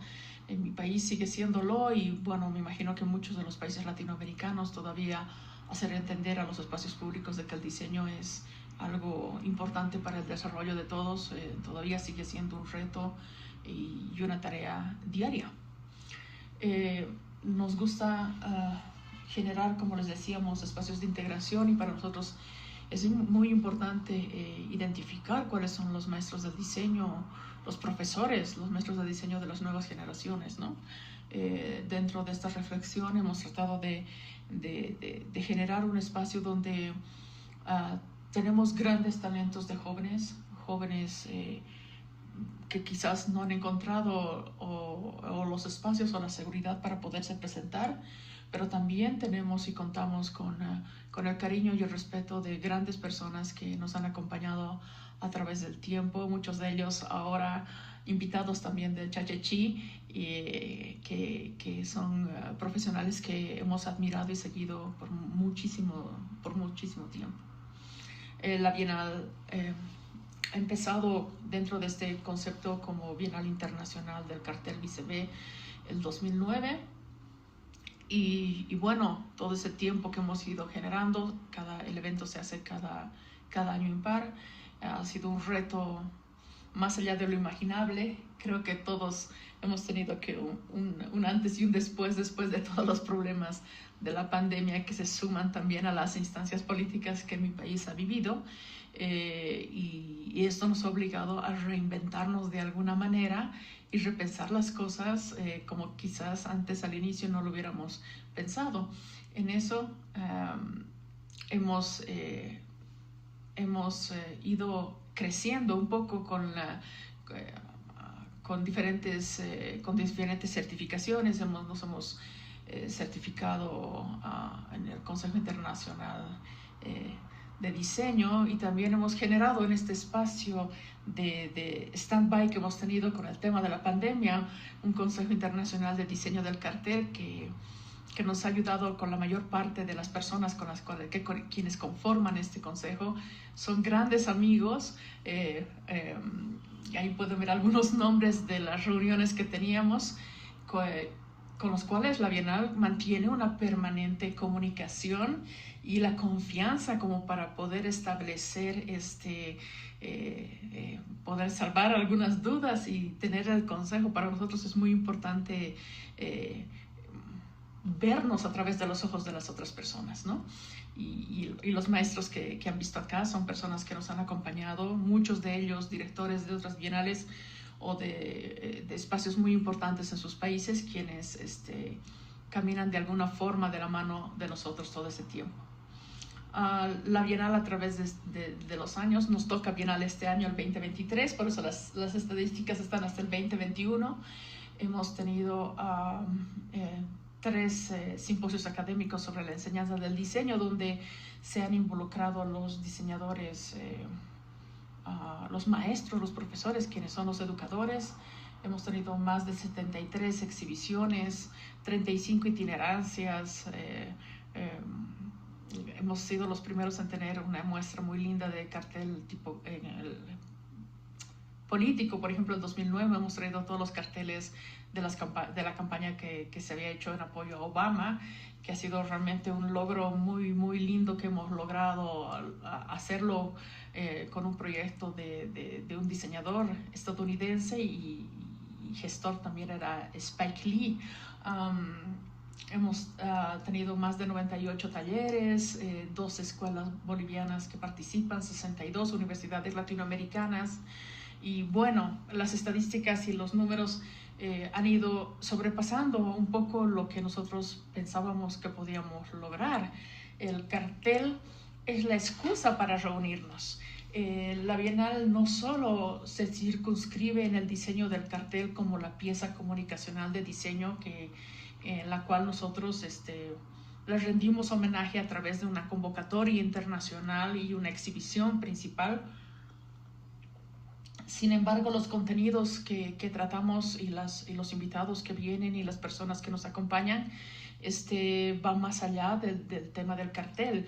Y hemos entendido que para poder mejorar, crecer, reflexionar, nos abrimos a todas las ramas del diseño e inclusive hemos tenido contenidos relacionados a food design o no sé, contenidos que son completamente diferentes, en los cuales hay procesos creativos que comulgan con el trabajo que nosotros realizamos. Les muestro un poco algunas imágenes de lo que ha implicado la Bienal a través de los años. Alrededor de más de 2,000 personas se mueven en la Bienal en un día normal. Bueno, después de la pandemia es un poco más difícil, pero en un día normal, entre talleres, congreso, inauguraciones de exhibiciones, las personas que han estado involucradas directamente en la Bienal, pues llenan los espacios expositivos. Están viendo algunas imágenes de la muestra principal, de la exhibición principal 2019. Llevamos a cabo también exhibiciones satelitales. Hemos tenido la 2017, 17 exhibiciones en total que se iban inaugurando en diferentes espacios. El Congreso Internacional de Diseño, ahí abajo tenemos una hermosa foto del cierre con grandes amigos y profesionales que nos han visitado. Como les decía, uno de los principales objetivos de la Bienal es enfocarnos en el tema educativo, y al hacerlo los espacios de intercambio y las personas que han venido, ahí tenemos a Giselle Monzón de Cuba, Parisa Tashakori de Irán. Ha sido realmente, es uno de los puntos centrales y uno de los temas más esperados dentro de la Bienal y dentro de esta agenda que aparentemente parece repetir los mismos contenidos, el mismo formato. Cada versión tiene siempre un giro y un aprendizaje y una diferenciación que nosotros hemos sabido aprovechar y explotar y identificar, obviamente, también gracias al consejo y al apoyo de todas estas personas que no solo vienen, sino que nos comparten de una forma muy, muy abierta todo su opinión y su conocimiento para mejorar e implementar nuevos contenidos en las siguientes versiones. La Bienal no es solo, o sea, es una fiesta de diseño donde todos se lo pasan muy bien. Tenemos ahí una fotografía arriba a la derecha de la exhibición que tuvimos el 2017 de Eric Breckbull, que vino desde Suiza con cartel tipográfico, por ejemplo, y a la izquierda superior a Claudio Gil, también calígrafo. Y bueno, siempre ha habido una presencia muy importante del diseño tipográfico y del cartel como contenido permanente, algunas veces incluso mucho más mayor en cada Bienal. Dentro de eso hemos tenido que reinventarnos a la fuerza. Creo que todos los eventos lo han hecho y la virtualidad y el congreso que estamos teniendo ahora forma parte de eso también. Y el 2021, que ha sido nuestra última versión, hemos tenido que de alguna forma adaptarnos a generar talleres y charlas y reflexiones y espacios también de forma virtual. Entonces un poco caótico del tema de la despedida, de los cierres de los talleres, de las diferentes conferencias que hemos tenido en el 2021, de maestros que nos han acompañado y que nos han generado también contenidos de reflexión y de permanente aprendizaje para todos, ¿no? Ahí tenemos arriba a Alejandro Paul, están Kiko Farcas, y bueno, Javier Jaén, etcétera, Jan y Guille y compañía, que están también formando parte y que han formado parte de la Bienal, amigos muy queridos. Estamos apuntando este año a volver a esto, volver a estar todos juntos, volver a estar todos abrazados y celebrando lo que más nos gusta hacer y aprender y poder estar nuevamente así, que es algo que la Bienal pues está añorando ya hace tiempo. Esta es parte de la jura que hemos tenido la última Bienal, que ha sido un evento, como les decía, entre virtual y presencial, pero los miembros del jurado sí han estado y me encanta, me gusta mucho mostrar esta foto por la particularidad que tiene, de hecho, el fondo de los carteles tipográficos, sino del compromiso que ha habido de muchos de estos miembros del jurado. Ricky Hansen, una gran maestra y también tipógrafa, Joana Gorska, Antonio Castro, Kiko Farcas, Marco Tóxico, Coco Cerelia y Natalia Volpe. Y ahí abajo en un iPad está Daisuke Kashiwa desde Japón. Han tenido un compromiso increíble con el evento, han volado desde sus países, la mayor parte saliendo por primera vez después de todo este tema de salud. Y el compromiso de generar un espacio donde haya una jura presencial con un espacio de reflexión, de análisis, de debate, de una selección justa para todos los diseñadores que han participado. Nosotros hemos tenido y hemos recibido más de 11.500 carteles de 91 países del mundo, lo cual para el 2021 ha sido algo, la verdad es que impensado, porque después de todas las prioridades que el mundo ha generado después de esta situación, lo último que pensábamos es que podían ver a la Bienal Boliviana como un espacio de respeto para poder mandar sus trabajos donde sabían que iban a tener una consideración y una jura justa.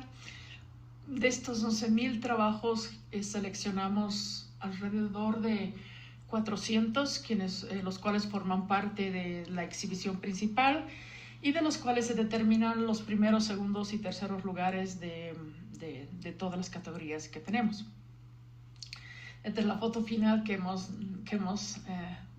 logrado después de este trabajo con los miembros del jurado, y Daisuke, que estaba conectado en unos horarios increíbles y un compromiso también increíble desde Japón.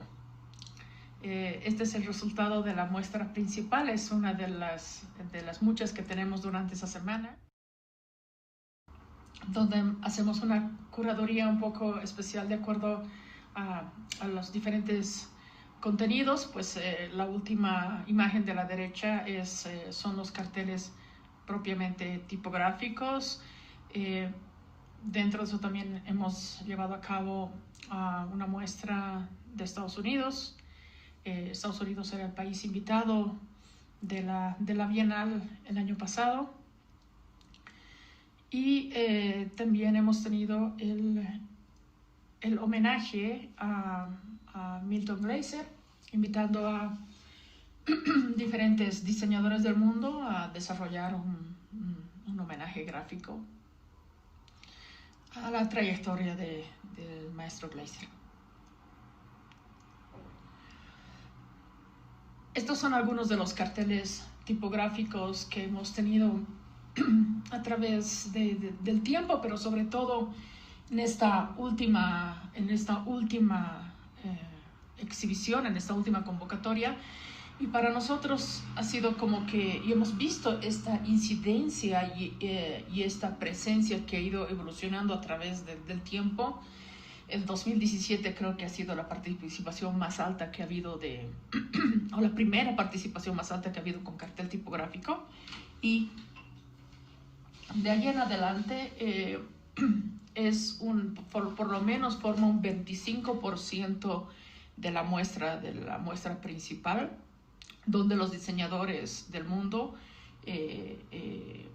desarrollan y solucionan su gráfica a través del manejo de la letra. Para nosotros ha sido una cosa muy, muy impactante, muy bien recibida, obviamente, y muy importante identificar esto que está sucediendo, tener una selección que responda a identificar también esta gráfica. Generalmente las bienales más tradicionales consideran que la imagen probablemente tiene que estar apoyada con el texto, pero no el texto con una imagen, y el texto no deberían haber, o no se suelen seleccionar carteles donde la tipografía tiene una preponderancia mayor que la misma imagen, pero miren toda esta producción y se dan cuenta de que es parte de algo que nosotros consideramos que no puede ignorarse, ¿no? Tenemos carteles de todas partes, si se dan cuenta: China, Alemania, Suiza, Irán, Argentina, México. Aquí está un cartel del gran maestro Magallanes, que va a estar aquí con nosotros también, de Yanni Guille, de Alepol. Como les decía, el cartel es la excusa para encontrarnos, pero también la Bienal se enfoca dentro de los contenidos que se generan dentro del evento, enfoca la tipografía como algo primordial.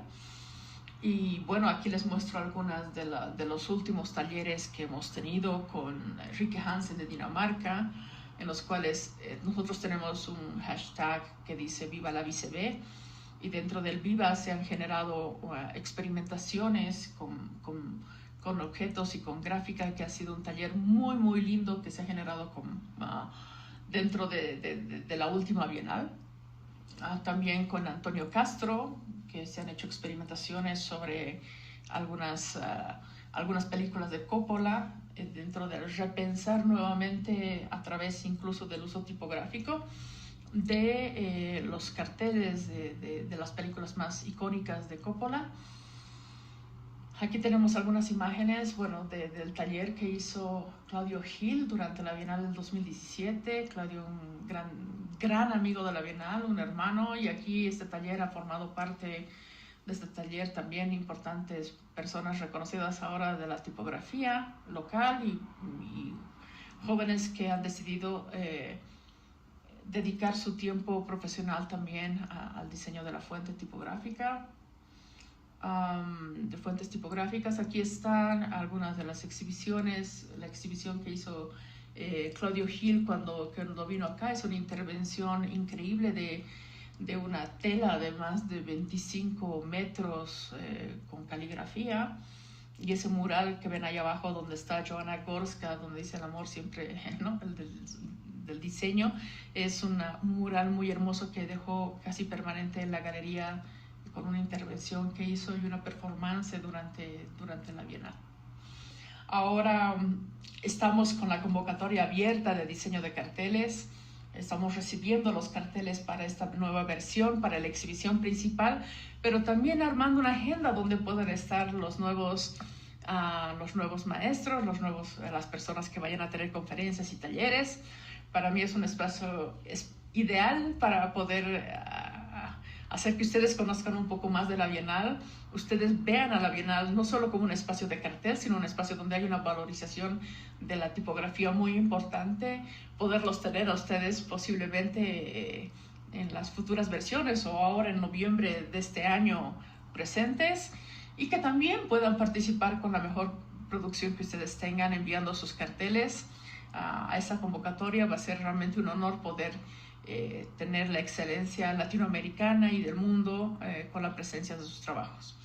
La Bienal es el epicentro creativo por excelencia, es algo que hemos trabajado muy fuerte por lograr, y bueno, los invito a visitar nuestra web, a descargar la convocatoria ahí, estamos casi en todas las redes sociales, y nuevamente muchas gracias por esta oportunidad de poderles contar un poquito lo que nosotros hacemos, y espero que el desarrollo con el resto de las charlas y de los grandes amigos que están presentes sea un éxito.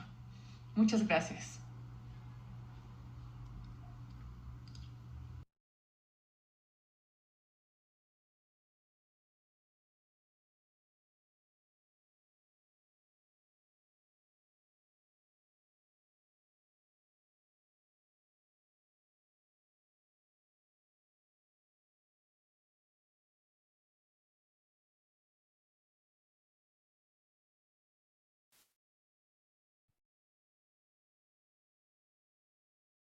Hello, everyone. I'm Kara Waller, and I am the Executive Director of the Typography Club. I'm here today to introduce a video that we have. Sadly, we lost one of our life members, Felix Beltrade. He was a member since 1988, and he was a lovely gentleman, did magnificent work, and we're very excited that we have this video that will show the world what Felix was all about. So now, the video.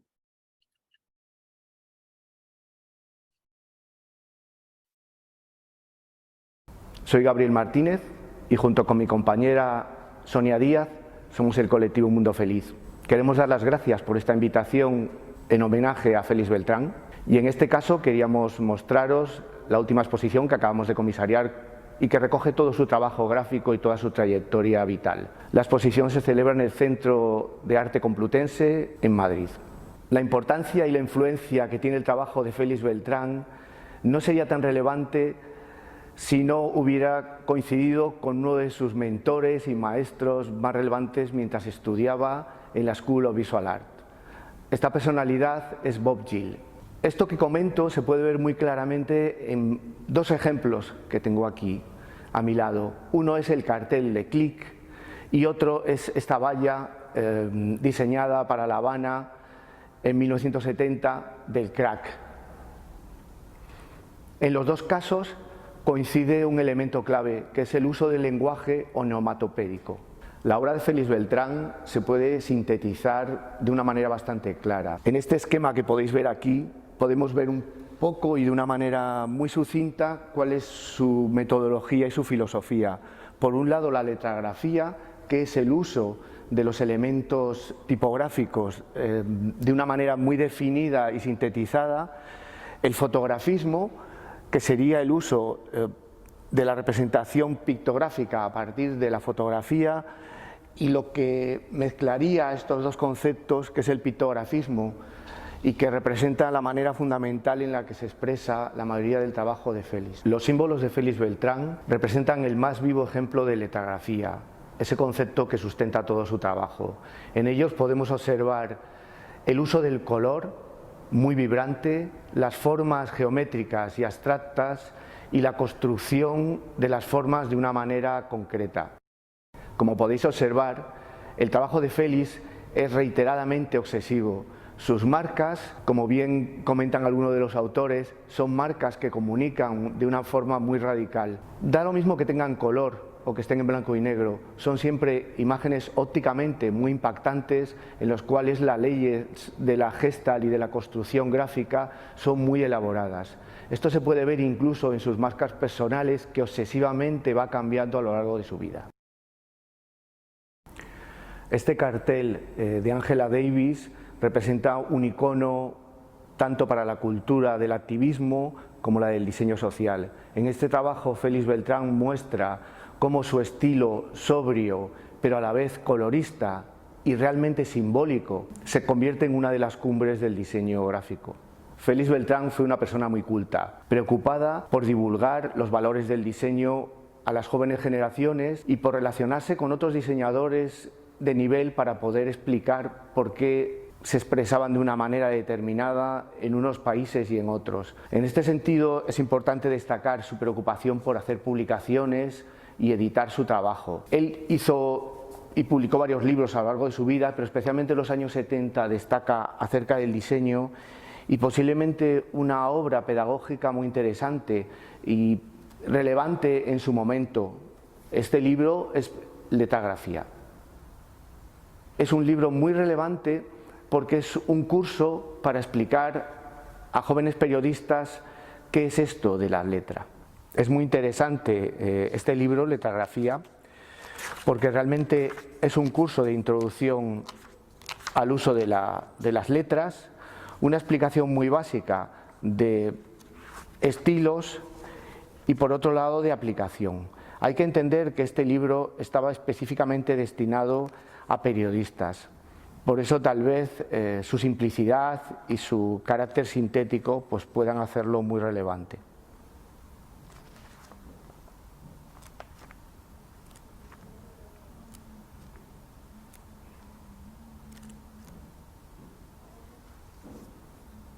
Una figura referencial a lo largo de toda su vida en el trabajo de Félix Beltrán es la del Che Guevara. Es muy interesante observar cómo este concepto del fotografismo utilizado por el diseñador es muy sugerente, porque no se trata de repetir siempre lo mismo, sino de interpretar continuamente, eso sí, bajo un referente que es la fotografía de Korda. No hay mejor homenaje para un diseñador gráfico que el diseño de un libro o el diseño de una exposición. En este caso, nuestro homenaje a Félix es la publicación de una monografía dedicada a su trabajo, Félix Beltrán, Inteligencia Visual. Hemos tenido la suerte de tener una versión inglesa editada por Optic Books y una edición en castellano por Ediciones Complutense.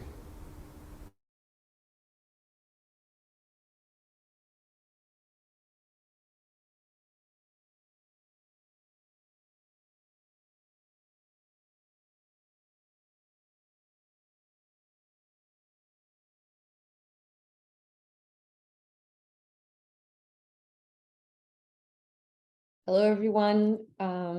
For our keynote speaker today, I'm even a little nervous. I met Alejandro Magallanes. Well, he doesn't know that, but in 2014, I watched a lecture that he gave in São Paulo in the AGI conference. And since then, I am a big fan of his work. So I'm shaking just to introduce yourself. And then you know what I decided to do? Instead of me talking about you, I'm going to read what you wrote about you. So we're going to do a little different today. Alejandro Magallanes. In 2022, Alejandro is already 50 years old. In 2023, this year, he will be 51 years old, and so on. He has been designing thousands of printed matter for almost 30 years. He has been a member of AGI for 18 years, and for 21 years, he has been the father of his daughter, Maria. For 10 years, he has also been working professionally as a visual artist and also as a poet for 11 years. He has written 11 books for children this year, 2022, so last year, and his 5th book of poetry was also published. He has been sick with COVID once, well, just once, huh? All the time, he continues to enjoy what he does. He thinks that labels are for those who needed them. Well, Alejandro, the floor is yours. Well, thank you very much for the beautiful introduction. And well, I have everything is fine. Do you see me? Yes. So I will share. Do you see my presentation? Okay, here it is. Okay. Now we can see this. And thank you very much for the introduction, Laura. Thank you, Laura, Sol, Lucy, Sania, Adam, Carol, and Nubia for the very beautiful image. And thank you very much, Type Directors Club, for inviting me, which is a real honor. Everything is fine, no? Everything looks fine? Okay, great. So, well, how are you? I hope you have been enjoying the presentations, as I do. It's lovely. My name is Alejandro Magallanes, and I was working as a waitress in a cocktail bar. That much is true. But even then, I knew I'd find a much better place, either with or without you. The 5 years we have had have been such good at times. I still love you. But now I think it's time I lived my life on my own. I guess it's just what I must do. So, well, of course, I'm a graphic designer, and I also work as Laura says, as a visual artist and a writer. And during the conference, I will talk to you a little bit about my poetry, but I have chosen, above all, works that were the written word through typography speaks in a particular way. I don't have to tell you that I am Mexican because you can hear my accent. And somehow the same goes to my graphic work. I love the title of the lectures, no? Cha-cha-chi. And thinking about it, I found this, which is a very, very funny thing to me. This is the logotype for a hero of a very popular show here in Mexico City during the 70s, and that is very well known in Latin America and Spain, and is the Chapulín Colorado, red grasshopper, in which the heart is joined with letters C, H, cha, chi, and it's the emblem. The TV show was released in 1973, and I love it because the grammar is somehow very similar to this image, which was designed by Milton Glaser, amazing Milton Glaser, in 1977. So I love the fact that this guy, which is the red grasshopper or Chapulín Colorado, Roberto Gómez Bolaño, has this typography with a heart on it. You can see, of course, he was also influential in some American culture, North American culture, United States culture, as Pedro Chespirito or Bumblebee Man from Matt Groening. No? And I love these crosswords with different cultures and how they are all mixed. And by the way, this is a poster I designed for the Kurimansuto Gallery that recently opened the gallery in New York City. So I make this homage, of course, to this emblem of Milton Glaser, and I love Kurimansuto. Wait, there is a chat, but I can see. Wait, okay, well, I don't know. I can see. Wait, okay, great.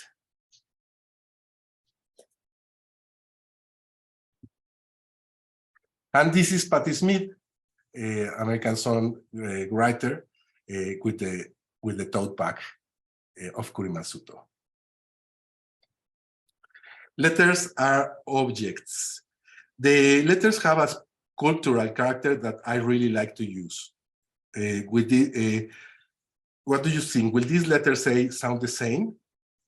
One is built with pubic hair and the other with nails. They certainly sound the same, but visually they sound different. This is a spread of my first poetry book, whose name is Con que rima Tima. Here you can see the cover. And well, it's kind of funny because it says portrait of a happy poet because he has just eaten. Texts are objects. I read a similar quote by Susan Sontag, and in 2014, I made a children's activity book about everything I think on typography until that time. And the name of the book is Libro, which means book. So, no, these are also type. And here it says, how about? And of course, I love to find letters everywhere, no? So here you can see the vowels, A, E, I, O, as you can see, just in a children's game, no? You can see the O, the A, the E, No? And this is for me very exciting to find everywhere these kind of letters. Here you can see the cover of Libro, book. And this is my most recent book, whose name is Whose Letters Are Drawings. And I wrote a lot of essays about many things, but I will show you two spreads about some things about typography. Here you can see the translation. To have beautiful handwriting or type, no? Letra means both of them, and write very ugly things. No? So sometimes it's not very important the aspect of the letters, but the way the things, the written stuff for this. Or this, whose translation is like that. It cannot be read. Let's see, what does it say? It says it can be read, so it's readable. The end. And then I'm going to start my talk with this book I made for children, and where typography and the sounds of the words and also the appearance of these words is very important. The name is Armo con letras las palabras. It's kind of hard to translate, but here we go.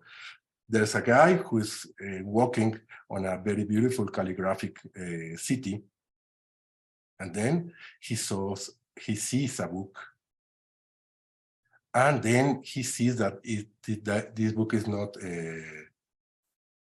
it's from nobody, so he keeps it, and he's reading it, and then the book falls down, and all the letters spread all over the place. And he was really surprised, and he felt very sad about this. But with these letters, he constructs the world. So he builds not the heaven, the cielo, and the airplane. And he also finds a bird and the nest where the bird is going to be. No, so the book is all over like that. All the things that we make with these letters, the meanings, and it has a translation in. It was published also in Brazil, and for me, it's a very interesting part about translation, no? And how these drawings are translated now with the seu and the abiao, nin, ave. And okay, we'll continue. No, I told you letters are objects. No, so in this this part, I will show you some applications of this typography to the architecture. No, so this mosaic, floor mosaic, was made for Librería La Venturosa in Oaxaca, constructed with a B of rosewood type. And here you can see the floor when it was almost finished. Or for example, for this amazing bar in Oaxaca, whenever you are in Oaxaca, you should go there, Sabina Sabe, which by the way, I found the type on the Da Font, which I love to find type everywhere, but look, I think it's very beautiful, no? And with an avenir, no? So the mixed is, for me, kind of funny. But then you can see, no, with locals things of iron, how we manage to build the fence of the bar, no, with the initials, caps. And here you can see the floor, no, with letter S of Sabina Sabe. Or another part of the floor with letter A. Let me show you. Here you can see letter A, and here is the letter A. No? So how does anyone read this? I don't know. I think it's just decorative, but on the subconscious, we read this as we read reality. Okay, and this was the poster for Ambulante Film Festival in 2011. And I told you that letters has a sculptural character, and then we built, the festival built these very, very high letters with this design that I made for the Ambulante. So it was very exciting to see this in real life, in 3D, dimensional, that it's not on the computers, no? That you can walk like in Robert Indiana's Love. You remember that sculpture.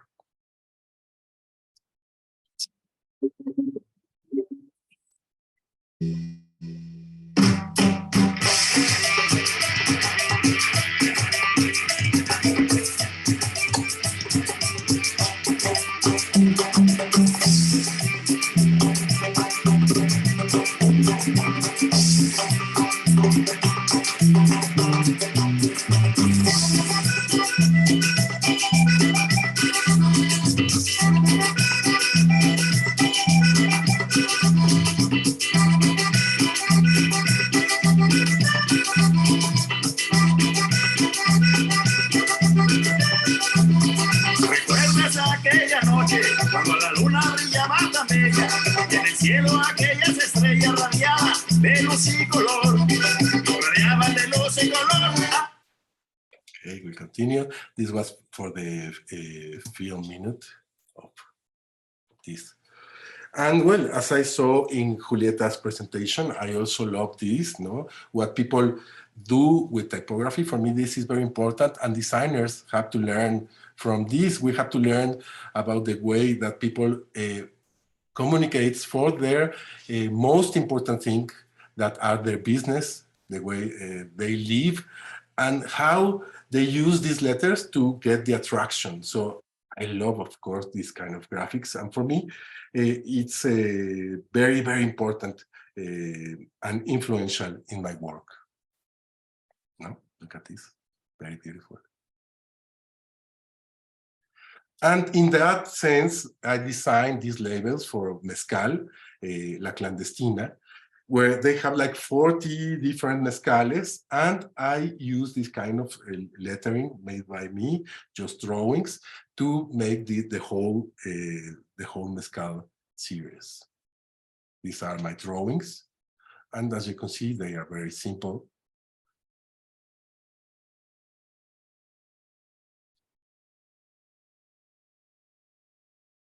And please tell me if you like the mezcal. Maybe, well, anyway. And of course, the mix of different typographies, no? Of course, it's mine, my handwriting, but also you can see the Neofutura, designed by Milton Glaser, and Courier, no? So I really think that type is like we are having a conversation when this type produces a singular voice, and then all of them mixed make a whole conversation. This is another example for a theater company, which means rubber band or something like that. It's very similar. So this is the E of elastic, and this is the way I designed it. You can see some of the applications.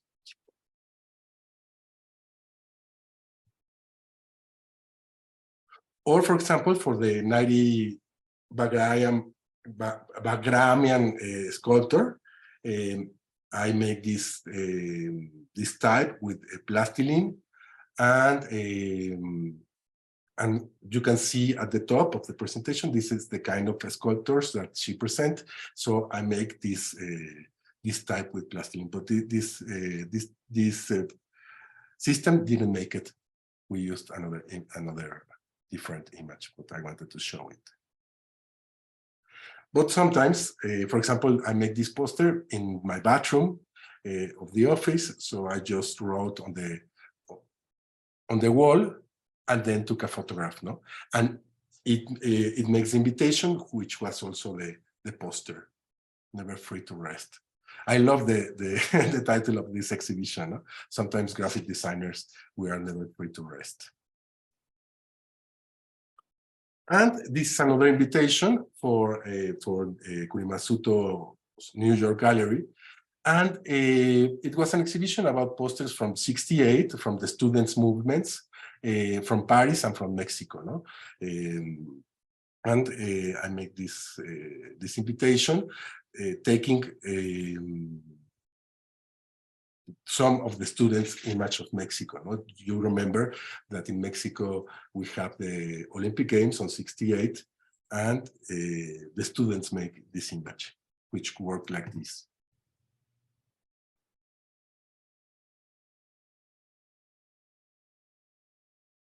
So it was great because they were invitations, but they were also stencils. And this is a sign I made for the gallery's first 20 years. And talking about the '68 movement, the Contemporary Museum of the National University, MUAC, asked me to make an intervention from thinking about this student movement. So I went to the students' graphics of that time, all the agitation typography, and with all of them, I built this alphabet for protest. No, so this alphabet was to protest about anything you want using these images. I think letters has the ADN that sometimes you recognize, sometimes you don't, but we have all of this as a part of a culture and we recognize them some way. So this was for a posters of a demonstration of a problem of the university. And here you can see how the students use these alphabets. You can see the library of the university over there, how they write on the floor and the posters. And then these are some covers for books where I also draw the typography, sometimes with handwriting or just like, you know, or sometimes trying to imitate a typography that it's used. So these are images. They are only 2 inks, and they have a very simple drawing just in front of the typography. It has an engraving in the typography, so it has a relief on them. Here are more of them. And they are very well-known authors in Mexico and Latin America. And this collection was of chronics. I don't know if it exists the word, but anyway, I have three words in three words in English, but also in Spanish. Okay, here you can see the books. Yeah. And of course, I love the posters. I'm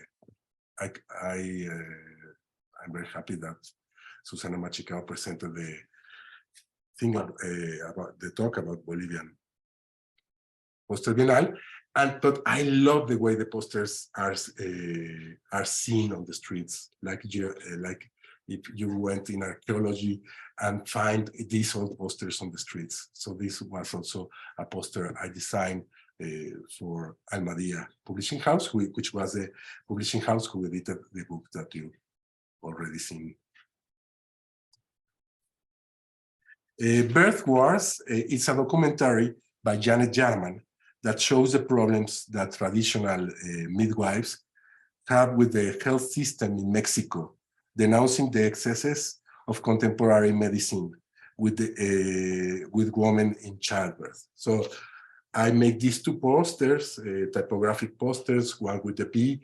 Everybody has its opinion or touching, you know, this woman, and the W, who is also a childbirth moment. This is a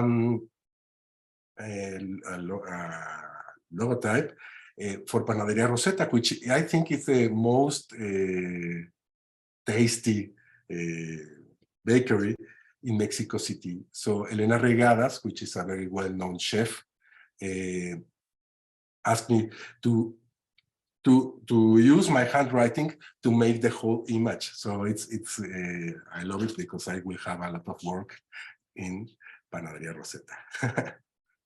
Here you can see how it works. And also in bags and t-shirts and everything.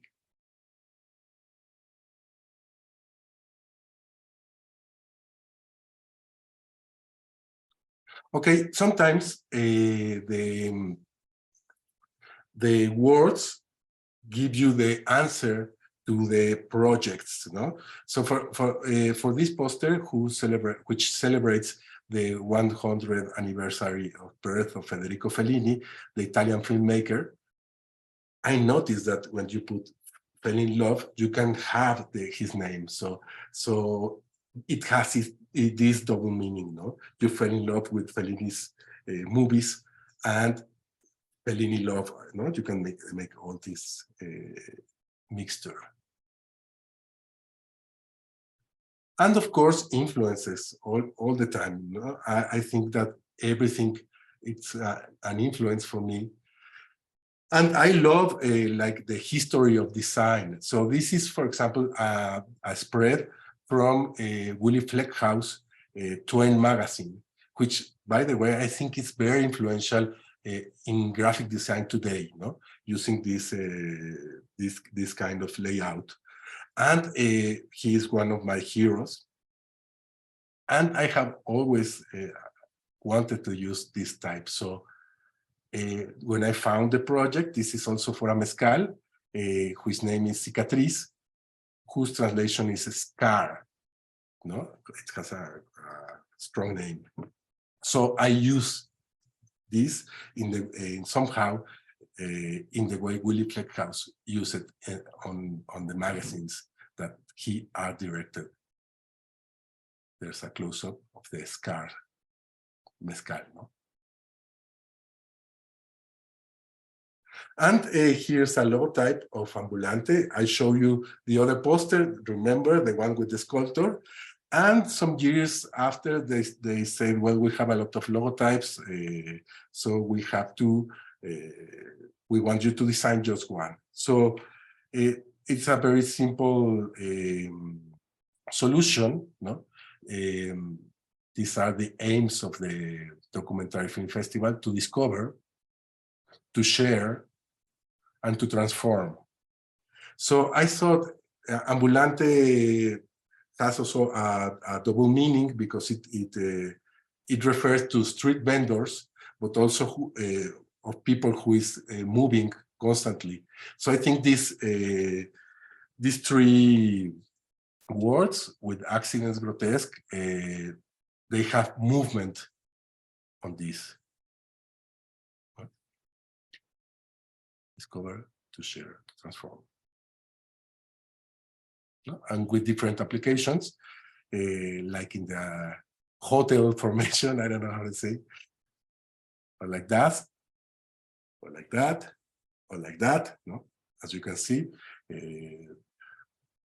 Because also there are graphic designers working in the festival. So I wanted that they can have many options, and they can feel very free to do whatever they want.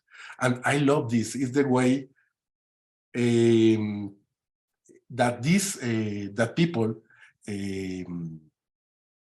took this logo and make this traditional way of communicating, this with papel picado. It's lovely, no?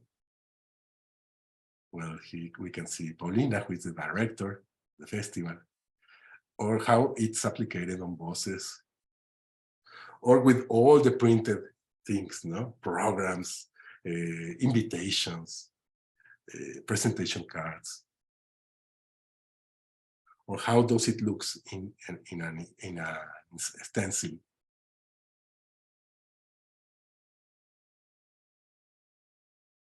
They look very happy, no, holding the posters. They were in this during this festival. It was just one ink. I am always thinking the way that that printing is more cheap, so they can print more. So we have this communication all over the cities. This festival is not, it is presented like in 10 cities in Mexico and also in Central America and South America. Look at this guy.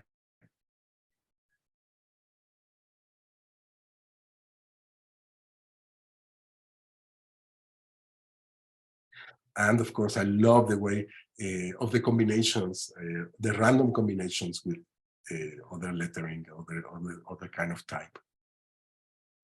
And this is my very recent book of poetry, whose name is X, Y, and Zeta, no? So you can see X here and Y and Zeta. No? And as you see, typography is very important to me, and the name of the poetry book is just letters. Because I remember when I was a child, when we learned the alphabet, we made like this little song where you were repeating the whole alphabet. And here's a poem of this book, and I make the translation, Waves. In Spanish, I think it's more beautiful, oleaje, but waves is also fine.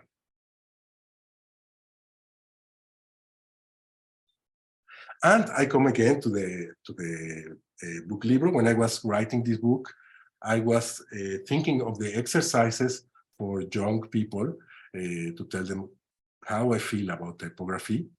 And you can see, for example, an exercise when I told the children and you to make these portraits with type, no? So here we can see the portraits of Pancracio, the portrait of Lupe, the portrait of Maria, and the portrait of Hugo. And in the other page, you make these drawings. And when I was thinking, they invited me to design the image from one of the biggest festivals in Mexico City, Vive Latino, and I used the system just to make the poster. This was very, there were a lot of criticism about this job. Some people hate it. They didn't like it. They say that it doesn't look like a rock poster. And for me, it's good, because why a rock poster must look like a rock poster? You know, that is not very surprising. So I make this, but there were a lot of criticism of this work on 2030. But look, when the festival take place, look the very beautiful applications all over the big concert hall. No? And how people take it, no? Also to make some tattoos. Well, they were just like stencil tattoos, but I love it. And here you can see the rock festival. No, very simple, but and I think it was a very memorable image, even for those who didn't like it.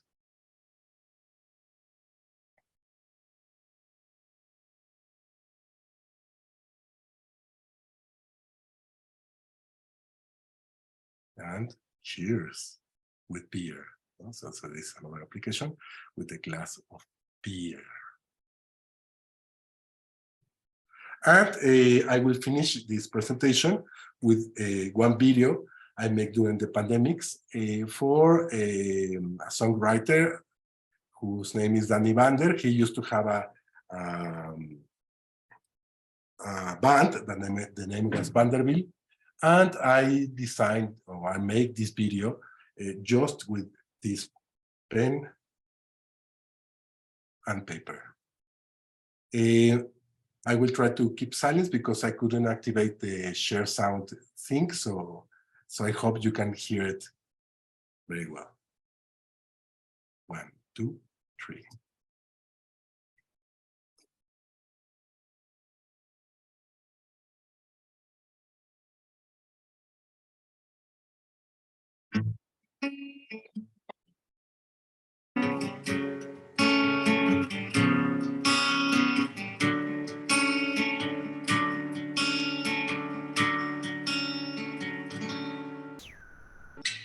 Dentro de mi corazón está helando como si se fuera a terminar.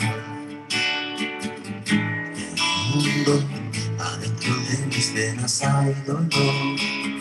Veneno corre con la sangre de color oscuro. Estoy llorando por tu amor, pegado en el televisor. A ver si así te olvido, adentro de nuestro congelador. Abandonaste para siempre nuestro amor. Confuso, adentro ya no siento tu calor.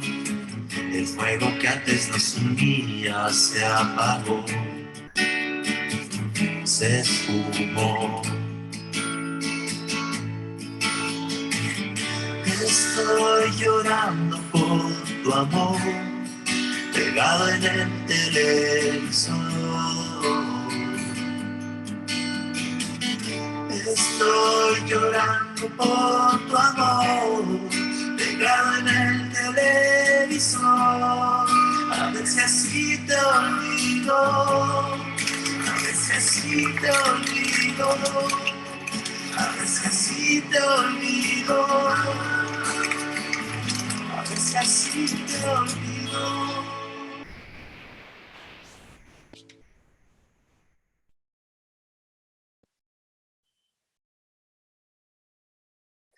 Well, and that's my presentation. I think I finished earlier, but it's fine because then we have some time to chat, to talk, or whatever you want. And because also you must be hungry. But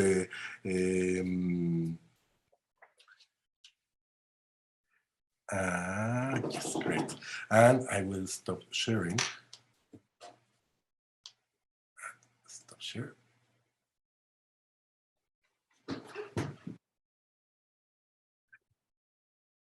And thank you very much for your time and your attention, and also to my friends, also to you. Thank you very much.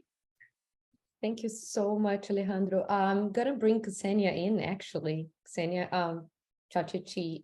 Oh yeah, there you go. I'll leave Ksenia like this one.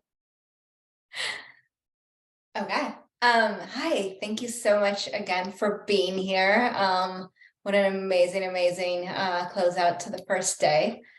I'll start with asking one of the questions that came up in chat that was also kind of one of the things I was thinking as you're talking, like a lot of the work reminded me of a lot of the art that I grew up with, or the art that I saw in museums and stuff like that. Like, what's your balance? What are your inspirations? How do you see between art design and maybe philosophy and other things as well?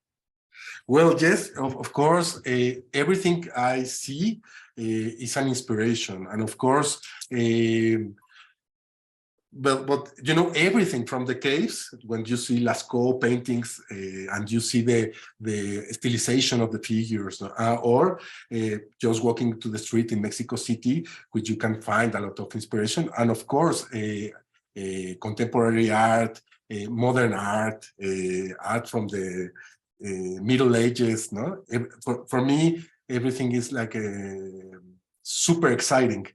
And I take it the way I can do it, which is not I think it's not really good, but it's the way I can do it. So And of course, I'm very interested in literature.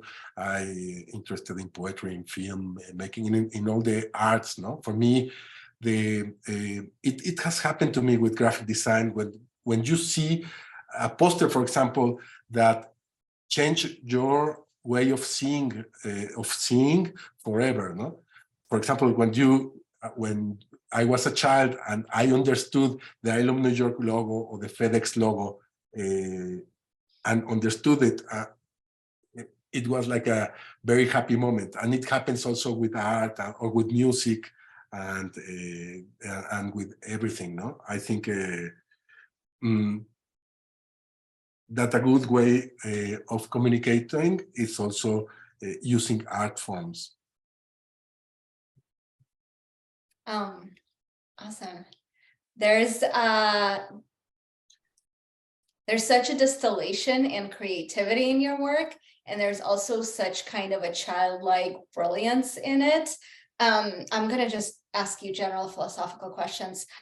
Do you think creativity can be taught, or how do you best get to that or bring out that creativity in yourself or in others?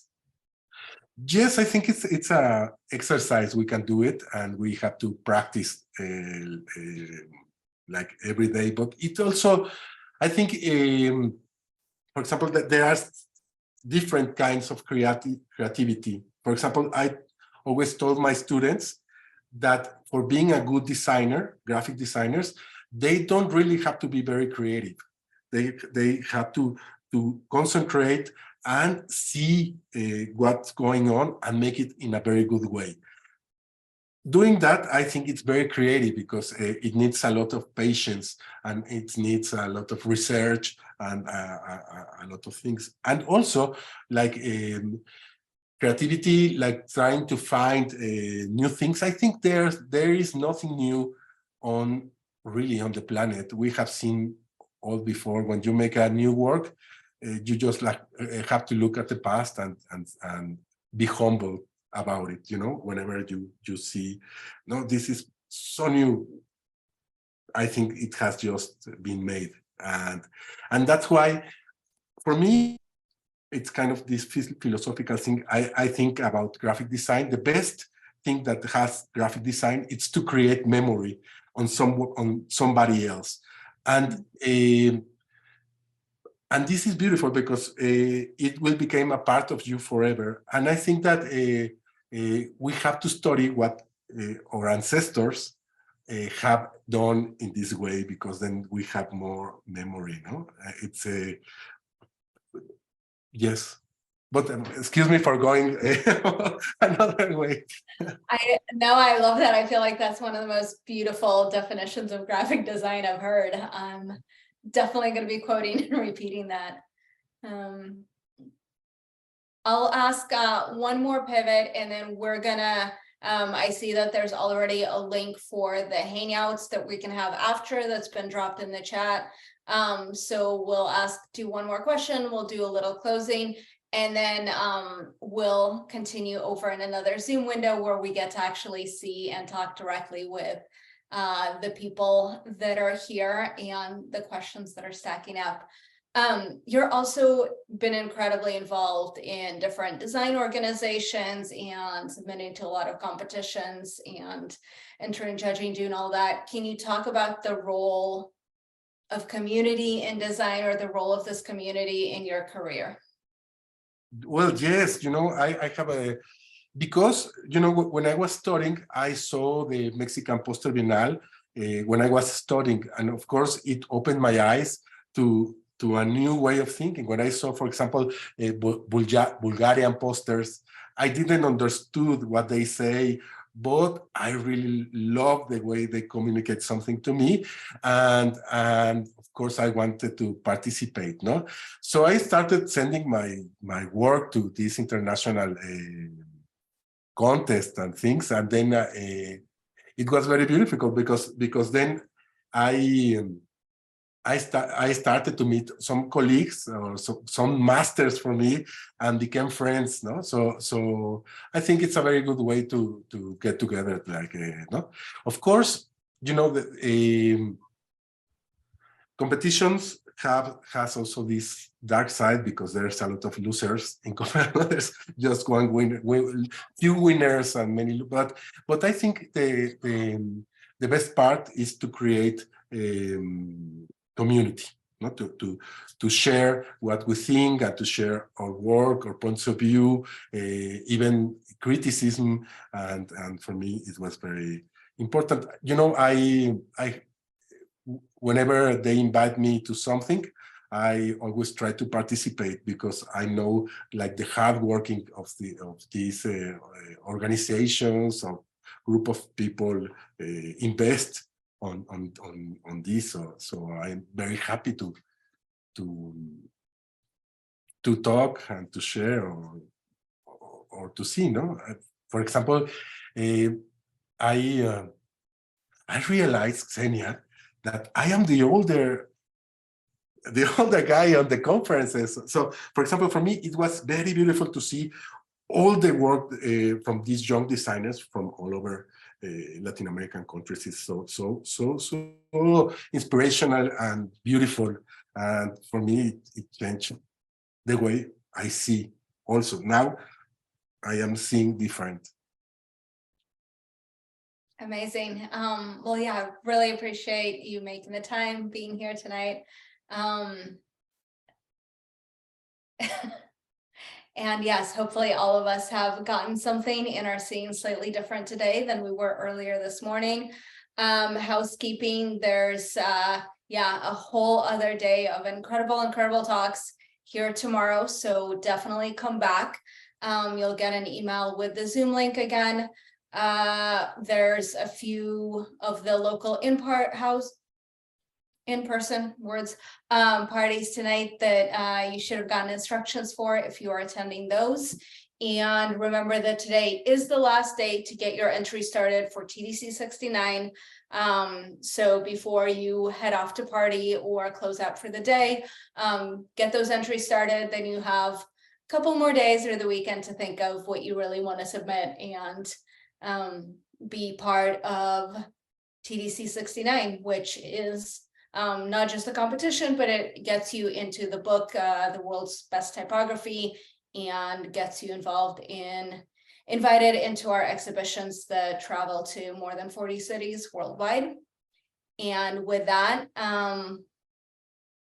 hangout link, let's all go talk in person.